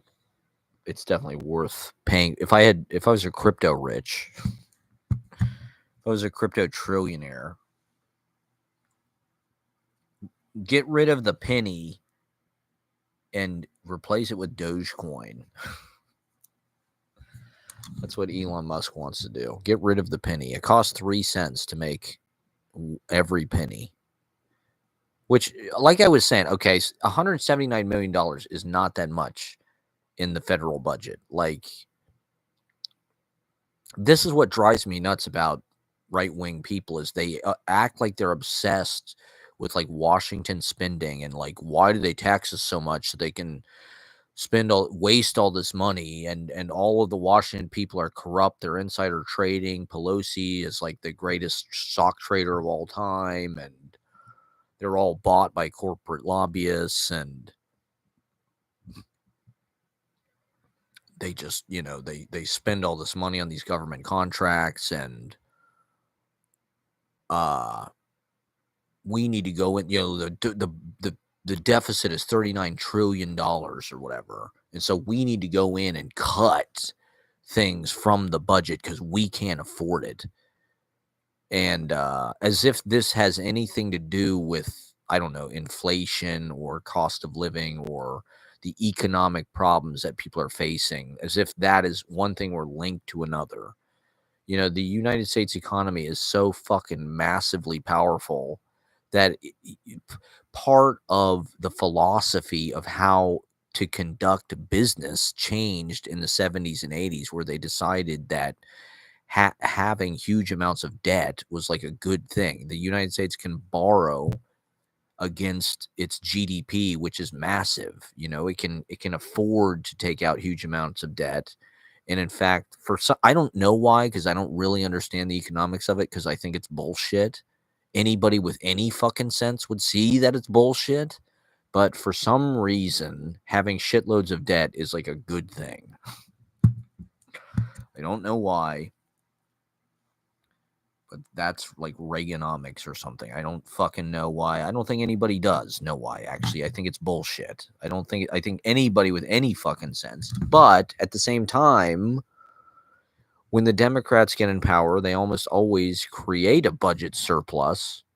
And when the Republicans get in power, they almost always explode the deficit. So it's kind of ironic that they're the ones who bitch about it, because they're the ones who are really responsible for it. Not that the Republican voters give a fuck. They don't care about facts. They just care about whatever lies they're told and whatever the pose is of being a hard ass. And so, Elon Musk's going to go and get rid of the penny, and he's going to cut $179 million a year. It's like, that's not going to do shit. If you actually gave a fuck about balancing the budget, the Democrats are good at it. They're already doing it. They don't need Doge to go in and like cut shit. The only reason they want to cut shit is because they want to redistribute that money to themselves. That's all that means. That money has to go somewhere. It's going to go to them. It's capital allocation. And it's weird how Hollywood is like, because they're so democratic and left-leaning, or at least like the Hollywood establishment, the Academy, that's how it seems anyway. Clooney or Oprah, Spielberg, I don't know. They all seem like, Obama, DiCaprio, they're all like in cahoots or something. They're all on the Diddy tapes. They're all in the Epstein flight logs. And so they're being exposed for being fucking, child whatever. SA.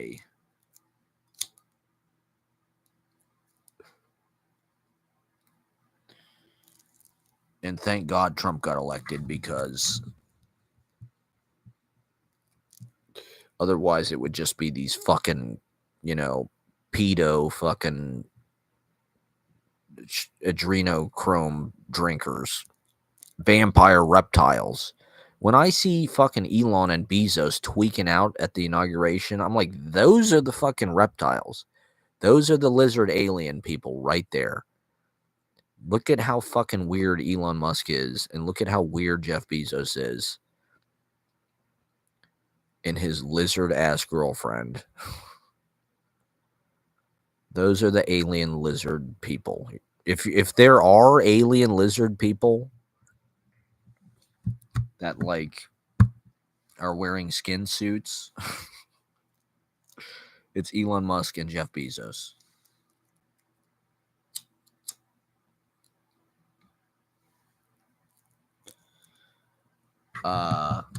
Yeah, I'm glad Chalamet got the nomination. I do think he deserves it. Apparently, he's the youngest actor since James Dean to get 2 Best Actor nominations. I mean, Chalamet he's an all-timer. I think people kind of just realize this dude is a timeless movie star. He's a phenomena. He's an original. He's going to be real big. He's the musical guest on Saturday Night Live. I'm kind of curious to see how that's going to work out. Is he going to play fucking Bob Dylan songs? Like, I hope he does, but that's also still kind of weird. But apparently Adrian Brody is the front runner. I haven't seen this movie, The Brutalist. A couple of these movies kind of snuck up at the end of the year. Emilia Perez. I hadn't heard anything about this movie until like the last month or something. And now it's like got 13 nominations. Same thing with this Brutalist movie. I hadn't really heard anything about it. And then apparently Adrian Brody is like the front runner to win the Oscar over Chalamet. I don't think Chalamet was. The role's not really that challenging. There's nothing in that character. There's no like Oscar scenes. There's no like crying, fucking like desperate, like Bob Dylan. That's it's almost like playing Rain Man. He's sort of like autistic in a way. I mean, I do think Chalamet like nailed a lot of it, like his humor, his sort of venomous side, his kind of vituperative side. Bob Dylan just kind of spitting things out at people. But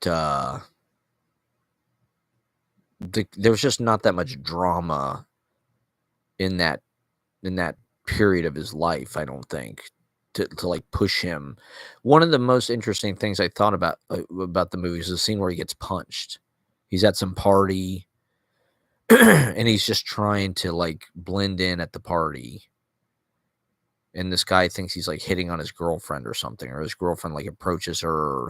The guy's just trying to show off, and he punches Bob Dylan in the face. And this is something you kind of like with Kerouac. There was always people trying to fight him and beat him up and shit. People just sucker punch him. With wrestlers, you hear that all the time too. It's just like everywhere they go, people are trying to fight him. Ric Flair, everywhere he goes, people are trying to fight him because he's the champion. So guys in bars want to impress their girlfriend or whatever. They're trying to show off. Think, oh, I'll just kick Ric Flair's ass. I'll kick Hulk Hogan's ass. That's how I'll prove everybody. I'll punch fucking Jack Kerouac in the face. Show how big of what a big man you are. So yeah, I'm gonna do a live midlife crisis on stage. I'm really gonna let everybody have it. I don't know. I mean, I know that like I've ruined my reputation. That's the thing, is like you can't really fuck around with that. I had such a good opportunity with this open mic, and I do feel like I've kind of like the last 2 years could have been a lot, you know, it was enough in a way to just like keep the Monday going and keep it, you know, just keep showing up and doing it. And and I'm proud of the shows that we've done and the work that we've done. But at the same time, it's like, well, keeping that consistency, it's like you don't want to take too much on. You don't want to do too much.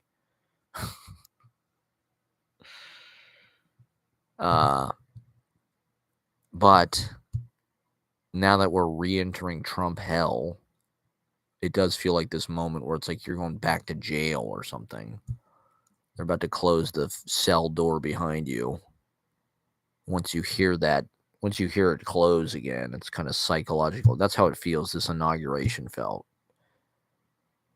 That familiar sound. The cell door closing behind you. Locking. You know, you got to do 4 more fucking years. I mean, the first time when Trump lost, it felt like somebody had been holding your head underwater for 4 years. It was just such a like a, oh my God, burden. You didn't think the guy would ever leave, to be honest. I thought when Trump got elected the first time, I just thought it's over. I thought our lives are over. This guy is going to kill us all. And so in some ways it's a little bit easier to be optimistic this time. You're like, okay, well, he only killed 1 million people the first time. He only crashed the federal government and, you know, inflated the economy with like this ridiculous stimulus package that just had no financial sense whatsoever, no calibration. They just threw all of this money into the economy, and it was him. He signed it. March 2020, $5 trillion. That was Trump. That's why inflation. If your argument is that inflation is because of all the extra money, it's like that was it. You know, Biden put a little bit of money, but he didn't put $5 trillion into the economy. No one has ever done that, ever. And to be honest, the right-wing economists should have known better. They're the ones that are always warning about inflation and, oh, you can't just print money and you can't raise the minimum wage because of inflation. They should have fucking been like, yo. We need some kind of like sense to how we're distributing this money.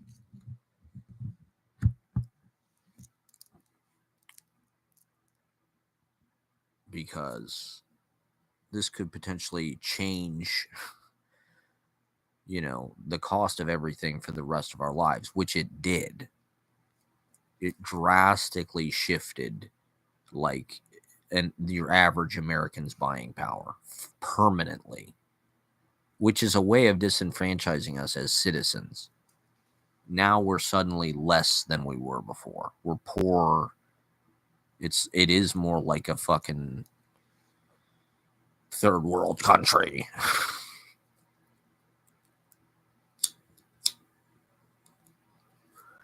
I'll get off pretty soon. Not that anybody's fucking watching.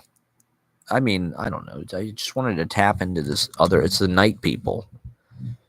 Or the night flies here. For all the real lonely, cold people. I don't think any women watch this. I don't know if that's because Ashley scares people away, or it's just like, I don't know. I just feel like my personality or my energy. Why don't women want to listen to me endlessly? I don't understand that. I really don't get why women just aren't like fascinated by this and enamored, by this. I don't think any women watch this at all.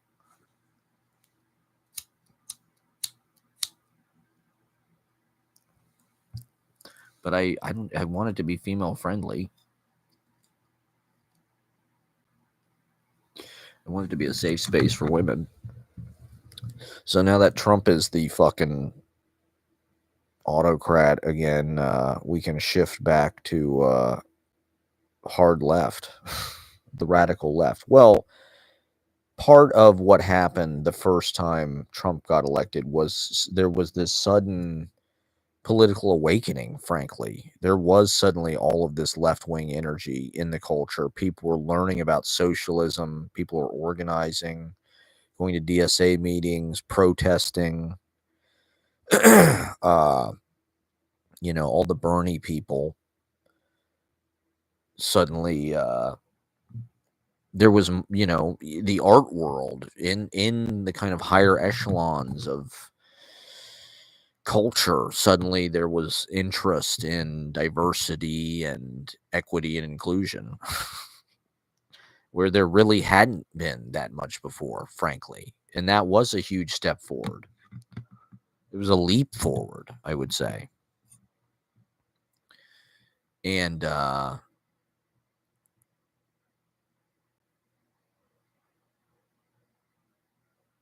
lot of that energy went into the 2020 when the pandemic happened, those protests. Not only the George Floyd protests, but the abolition, all of the Occupy City Hall stuff that happened in New York.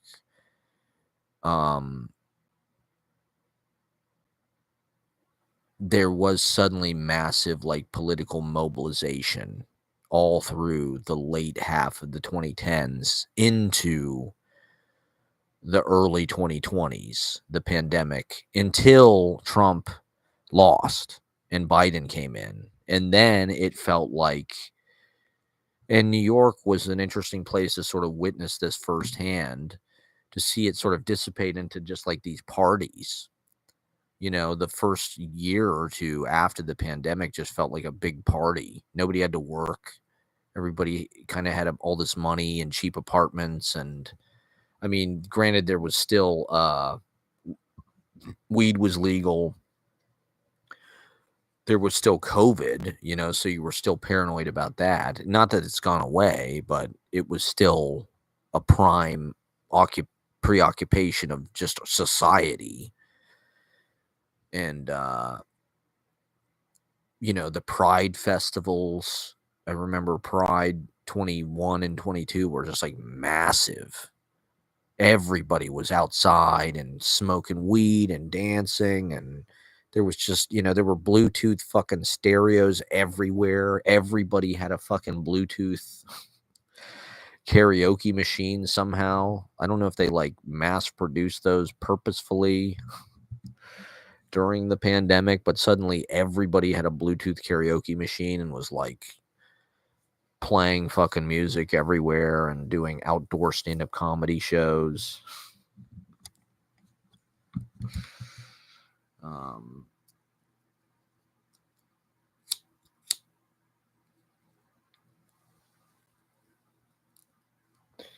I'm gonna keep going. I don't give a fuck. I mean, okay, it's 3 a.m., so it is getting pretty late. So I should probably get off kind of soon, but I'm having a good time. So the thing is, I can't really get to sleep till 4 or 5 anyway. So I don't know. I've been kind of embracing. It's just so dark and cold outside. That just like I don't know. Why not embrace the nocturnal side of things? And I don't know. I find the deep night to be the most peaceful time of day.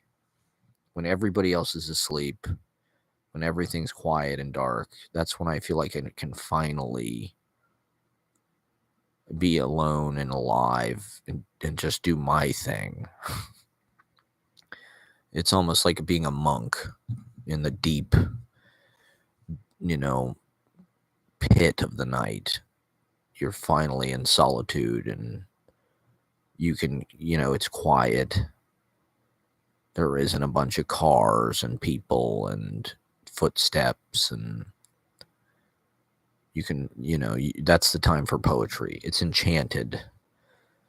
That's the time for illuminated pages and Aquarius characteristics.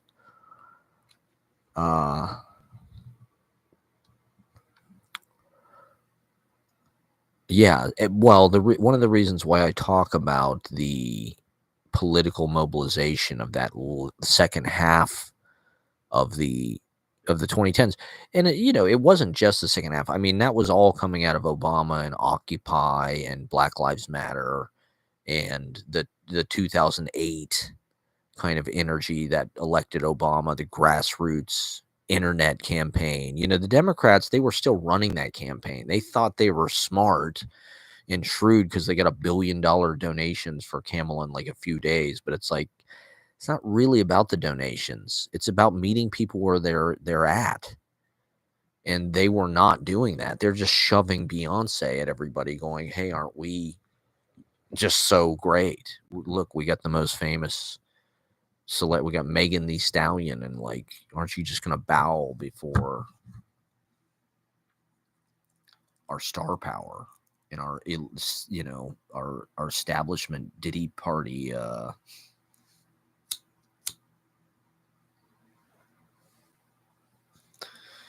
it's getting late, so people have to go to sleep. I guess it's 3 a.m. There's like nobody watching anymore. Fuck. I do want to. Maybe I'll do 2.5 hours because I feel like I'm on a roll. Not that anybody is. I hope somebody does watch this later because this is not bad. We're cooking here. We're cooking. Come to my birthday, please. Please clap. I'm Mr. Please Clap. I feel like that's the meme of my soul. Jeb Bush, please clap. Please clap. Please come to my birthday party. Even though I don't know. It's hard for me to maintain healthy relationships. But I love everybody. It's just, I want to be alone like Greta Garbo. It's that simple. I want to be alone like Greta Garbo.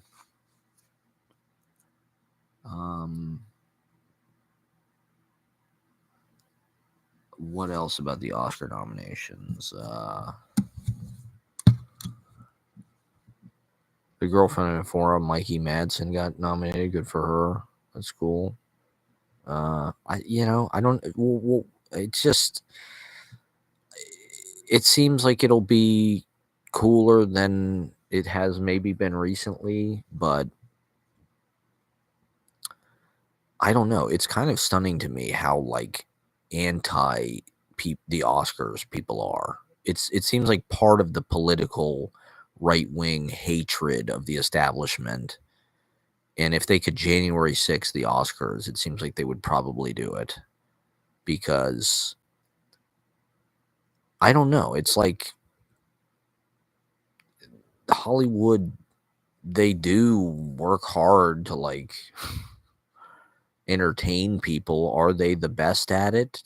I don't know. I mean, do they have their own agenda? Are they propaganda? Is it just some kind of like CIA brainwashing center? Why do the movies that get made? Why do the scripts that get made? They probably are trying to teach us to behave in a certain way or to think in a certain way.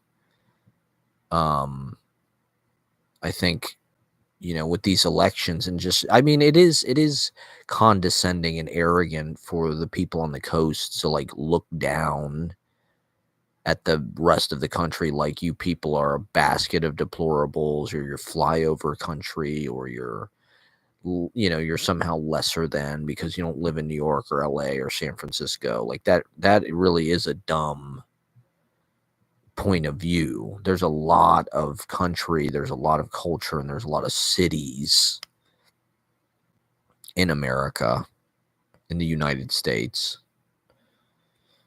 And this is their way of fighting back and punishing us for them having to hear about us all the fucking time. They always have to hear about New York and blah, blah, blah, what's going on in LA and what the fuck Tom Hanks is doing. And Colbert and Jimmy Kimmel. And is it all a big Jewish fucking conspiracy, or that's part of it too, is a lot of the people in the middle of the country are psychotic Christian fascists.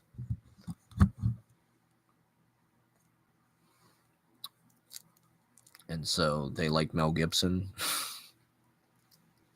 Let's just say that. We'll leave it at that. Apparently he's going to make the sequel to The Passion of the Christ, The Resurrection. That's what I'm saying. We're in this weird resurrection era. You thought the Trump thing was dead. Not that it's going to go away. This is just how it is in America. It's like the pendulum swings back and forth. Sometimes it's Democrats. Sometimes it's psychotic Republicans. We got 4 years of Biden. Now we got 4 years of this shit. It's just, it is what it is. Just keep doing your work. Keep your head down. Keep living your life. Keep having a good fucking time. I do think, and I guess it's late enough on my broadcast, I can say this, it's buried deep in the broadcast. I do think in some ways people are having hotter sex during Trump. A lot of people had babies. It triggered like some kind of deep fear and like survival fertility thing where just like all these people got pregnant and had babies. At least people that I knew. Out of just like this, we were spooked. It's like, hey, you better have a baby right now if you ever want this to happen. If this is what you want to do with your life, you better make it happen right now. But also, it just unleashed everybody's kinks. Suddenly, there's just kinks everywhere, and there's bisexual lighting. I didn't even know lighting could be bisexual. I didn't even know it had sexuality. That's how horny everybody was. I mean, because Trump is some kind of weird sex, who knows? I don't think he really likes getting pissed on, but we know he likes fucking porn stars while his wife is pregnant and grabbing women by the pussy. So that kind of set the vibe for everybody to kind of, I don't know. He's like a Patrick Bateman cokehead, or he's a speed freak, or I don't know. Is that what people think is going to happen? Is this going to unleash more American psycho energy into New York City? I mean, New York is already pretty Republican, as we saw from the election results. Leading cultural figures like Red Scare or these Dime Square people, they think it's cool and rebellious. And maybe, I mean, it's like smoking cigarettes. Cigarettes are bad for you. Everybody knows cigarettes are bad for you, but it's like, well, what's cooler and sexier than smoking cigarettes? It's sexy because they're bad for you.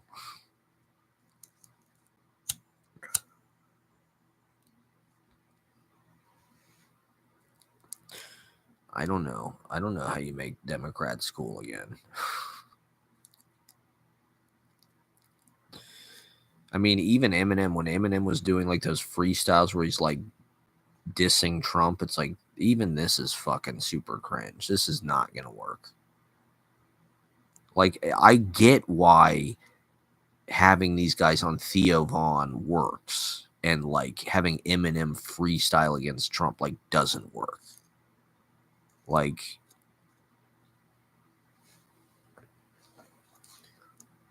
it's a victory for like regular folks. The fact that Theo Von and Joe Rogan and Elon, even Elon is somebody they can kind of take ownership of because all of the elites hate him because he's such a fucking tool bag.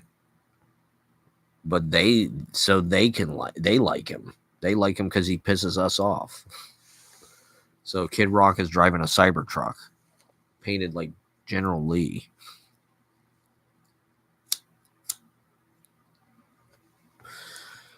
I don't know. We'll try to ignore it and have a fucking good time anyway and just do our thing. I mean,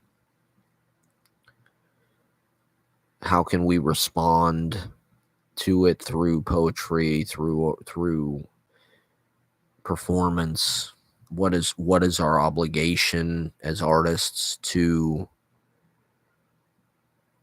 respond to everything, to incorporate it into the work? You know, I would say, and I was thinking about this on the train today, is like one of the reasons why I just sort of like exploded any kind of like normal grammar or syntax and got more into like language poetry type thing, or abstract, or non sequitur, or like all of the kind of like cubist type of cut up language confusion, mishearing, mistranslation, phonetic, because it was a complete reaction to the insanity of Trump the first time. You know, that just like came in and like mutilated our sense of reality and decorum in a new way. And it just felt, suddenly there was this tremendous immediacy. It was all about sort of disowning or mangling your own identity, mangling your own authority, your own, particularly as a white male, a straight white male. Suddenly, what were you supposed to do with your declarative kind of authoritative insistence, or whatever, your default position as a mansplainer? Or, you know, suddenly there was all these reactions to that. You know, that didn't exist. Mansplanation, I don't think that existed. You know, suddenly there was all this, not only backlash, but like just thinking about it from your own point of view is like, what do I do to express myself ethically, you know, and stop fascism? I mean, one of the first things I did was I took this class, Poems Against the Dictatorship or whatever, at Poetry Project. And it was just about, how do we grapple with this? How do we, what have people done before, Cesar Vallejo or whatever?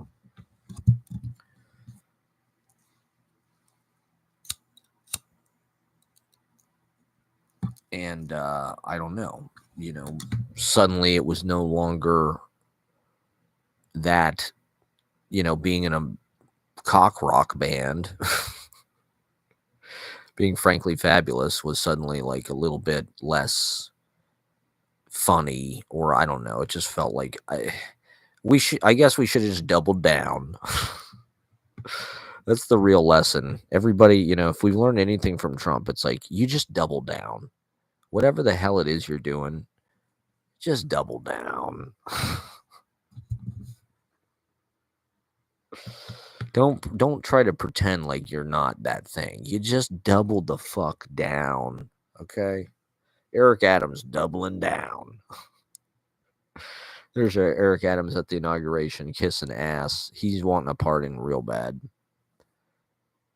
Is Diddy gonna get a pardon? Was he on Celebrity Apprentice? Is Trump on the Diddy tapes? Was he at the Freak Off? No, Trump was not partying with Carl Winslow. He was at the Playboy Mansion. The fucking scumbag. All right, I'm going to be done in 5 minutes. I'm going to do 5 more minutes and that's it.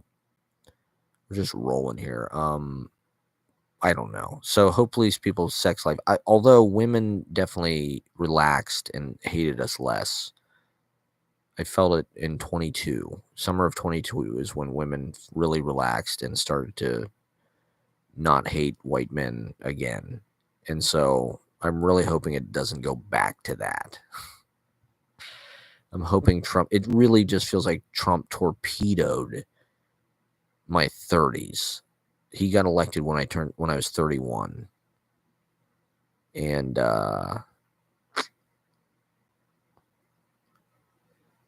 you know, it just felt like it really disrupted. And so now he's back. And I don't know. We're hoping it works out better this time and we can get through it with minimal. Hey, hopefully in some miraculous way, maybe he will do what's best for everybody and everybody will do great and prosper and society will boom and, you know, things will get good again. He had this thing about all the architecture has to be like traditional or something. No more modern brutalist architecture for like government buildings. So, you know, to some degree, and I think this is why they won, is it does feel like their campaign is like listening. Like, okay, one of the first things JD Vance, I don't know if Trump went, but they went to Asheville, which I don't know if Biden went or not, but it's definitely something that I saw in comment sections. Every fucking comment section on every video about the Palisades fire, at least on TikTok. And I don't know if these are bots. They might be bots. But every fucking comment section on the Palisades fire video is like, what about North Carolina? Why haven't you been to North Carolina? Why didn't Biden do this about North Carolina? Why aren't people, because it's Hollywood. People give a fuck because it's LA and it's, you know, rich, famous people. They don't care about Asheville. And so it does seem like they're listening. I mean, I guess they know that that's their constituency and it plays into this narrative of like,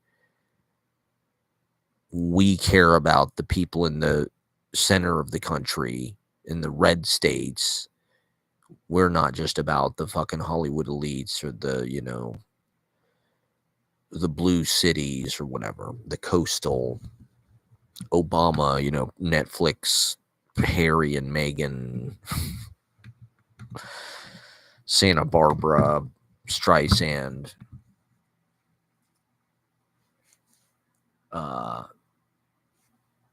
Epstein flight log.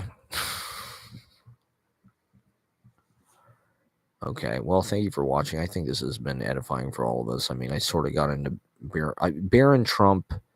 I like the guy. I think everybody does, but there's also something about the height. The women love Barron Trump, and it's like people are really, not that he's political, not that Barron has come out in any way politically. Although is he a MAGA? Is Barron, like, how does he feel about the wall? What's Barron's stance on Israel? What's his stance on Israel and Palestine? We need Barron to come out and make a public, because I think people just, you know, they just love him because he's tall as fuck. And I don't know, he's a handsome, modest seeming guy. He's got aura. Is aura just being tall? Is that what that means? I feel like that's 70% of it. But I think women especially, it's like they don't really give a fuck about what he might mean politically. There's nothing that Barron has done to indicate that he's like evil. Barron hasn't come out and like given a Nazi salute or anything. It seems like he's like Michael Corleone. He's been quietly pulling the strings. kind of behind the scenes. He masterminded the whole fucking Gen Z alt-right fucking shift. Barron Trump is going to be some kind of media superstar icon.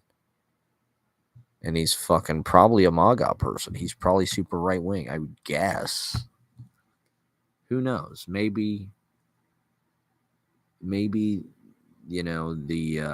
Trump, he could be capable of anything. Who knows? Maybe he'll be liberal on certain things.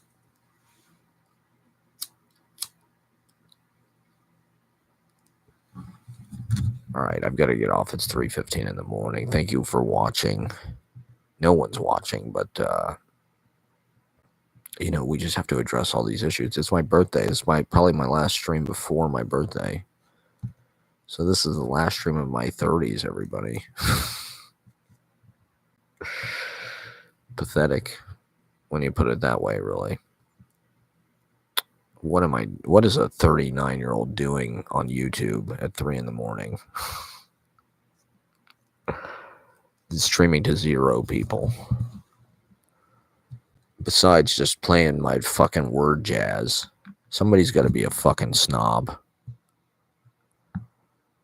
I'm proud to be a fucking snob. Play my fucking free jazz. Yeah, 2017, 18, 19, that was just like exploding the syntax. It was all free jazz. It was all just pushing it out, writing against the empire, writing against the state, playing music against the state, playing anti-traditional music, and just trying to express the confusion, the horror,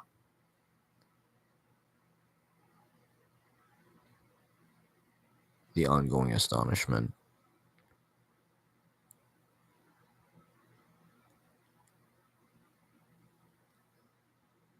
With Biden, it felt like things could relax, get a little bit more.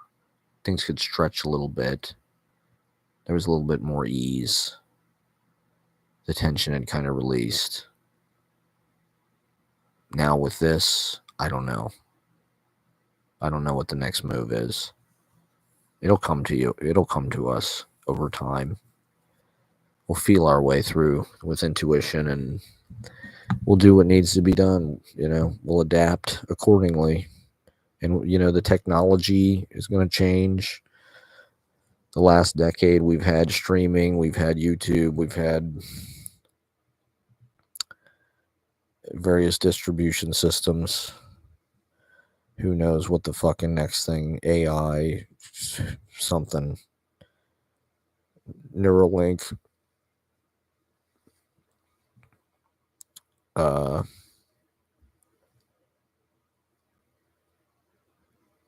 more streaming, more vlogging, more fucking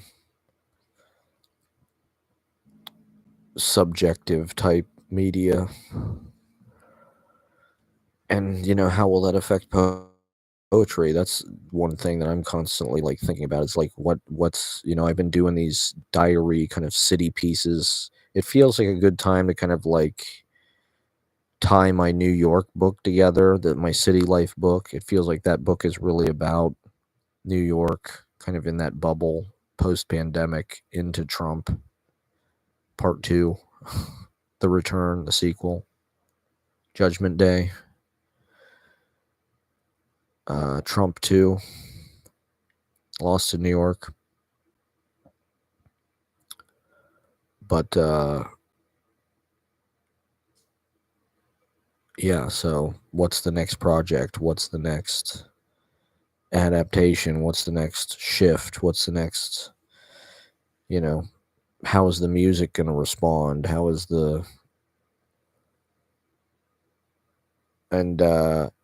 that get into the form of the poetry? How does the poem reflect kind of the speed and the confusion and the flurry of modern consciousness, and the shifts of that are kind of ongoing. the evolution of that. And so I think it appears this way to all of us, that we're entering into a new, we don't know what the fuck this next 4 or 5 years, the end of this decade, is going to be, the final half of this decade. But it does feel like a change. It does feel like all these tech kind of overlords are going to accelerate their roles, and the government's going to be behind them. And so who knows how we're going to stay alive outside the machine, in person, hitting the stage, hitting the boards, being with each other. And I don't know, just we'll continue to read our poetry and write it and live it and be it and do it and have it. And that's the thing about poetry, is it's always there. It's always kind of easy to make. It's all you need is a piece of paper and a pen, and sometimes not even that, if you got a really good memory and shit. But poetry is, it's hard for them to take that away from you. And so we'll keep fucking writing it, and people are going to write more of it now. I don't think it's true that the fucking right wing is cool. I don't think cool people believe that. I think there's a lot of lame people. Like, nobody thinks JD Vance is cool. Okay? Nobody cool thinks that. Anybody who thinks that is not cool. And Dasha and fucking whatever her name is are paid to act like they're cool. That's not actually cool. They're actually going to hang out with fucking Kid Rock and Billy Ray Cyrus. All the actual good artists and cool people are like leftists. Even though they're trying to pretend like it's not that way. Like Kid Rock is not cool. None of these fucking people are fucking cool. They're all fucking weird. Donald Jr. is not cool.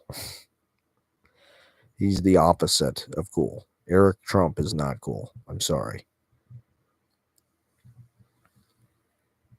He's like the rich kid that like is into Pearl Jam, that bought his way into like the corporate backstage. But I'm sorry. The right wing is, the left, there are definitely things about the left that are shitty now. The way that they try to force this kind of like guilt trip on you all the time. That's what people don't like about it. They don't like that. They don't want to feel like they're being punished for no fucking reason. So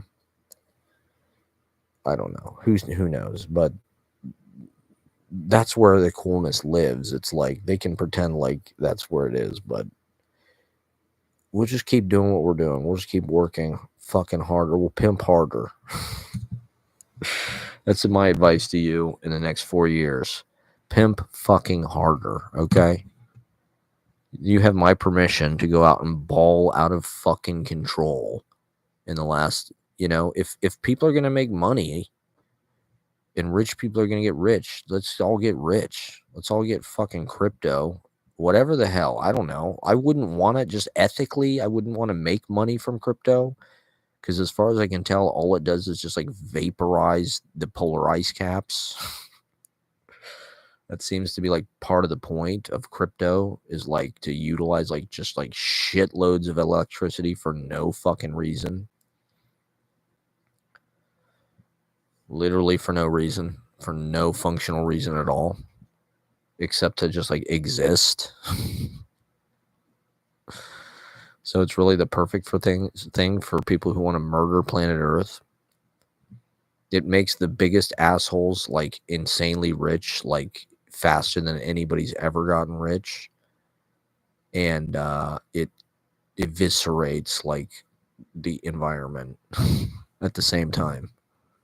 It's a win-win for like evil douchebags.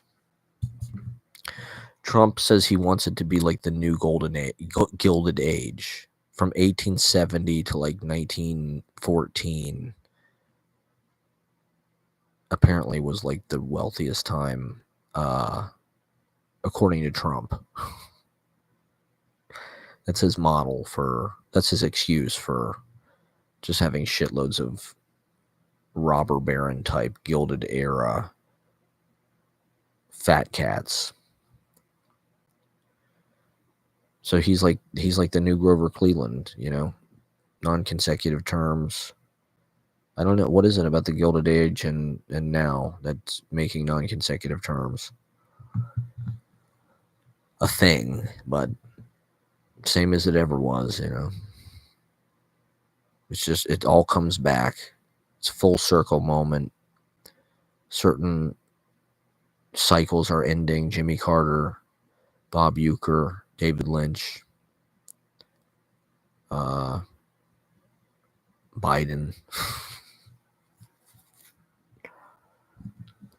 And we're in the golden era. We're entering the new chamber. And won't it be exciting to find out what it's going to be? Hopefully we get rich and famous so we can go on tour and have a blast. Thank you guys for watching. God bless us all. Godspeed. Good luck out there, everybody. Get some rest. Come to my birthday party on Monday. 8 p.m. I'm doing an hour. Okay? I'm doing a greatest hits. I'm doing my fucking Branson, Missouri theater act. I'm going to do all my greatest hits. I'm going to read fucking poetry. And we're going to celebrate the decade that was. Retrospective. Maybe I should be doing like broadcasts like best of my 30s. I don't know. I've lost all control. We're doing the best we can. Thank you guys for watching. Stay liberal. Stay liberal out there, everybody. It's cold out there. Stay liberal.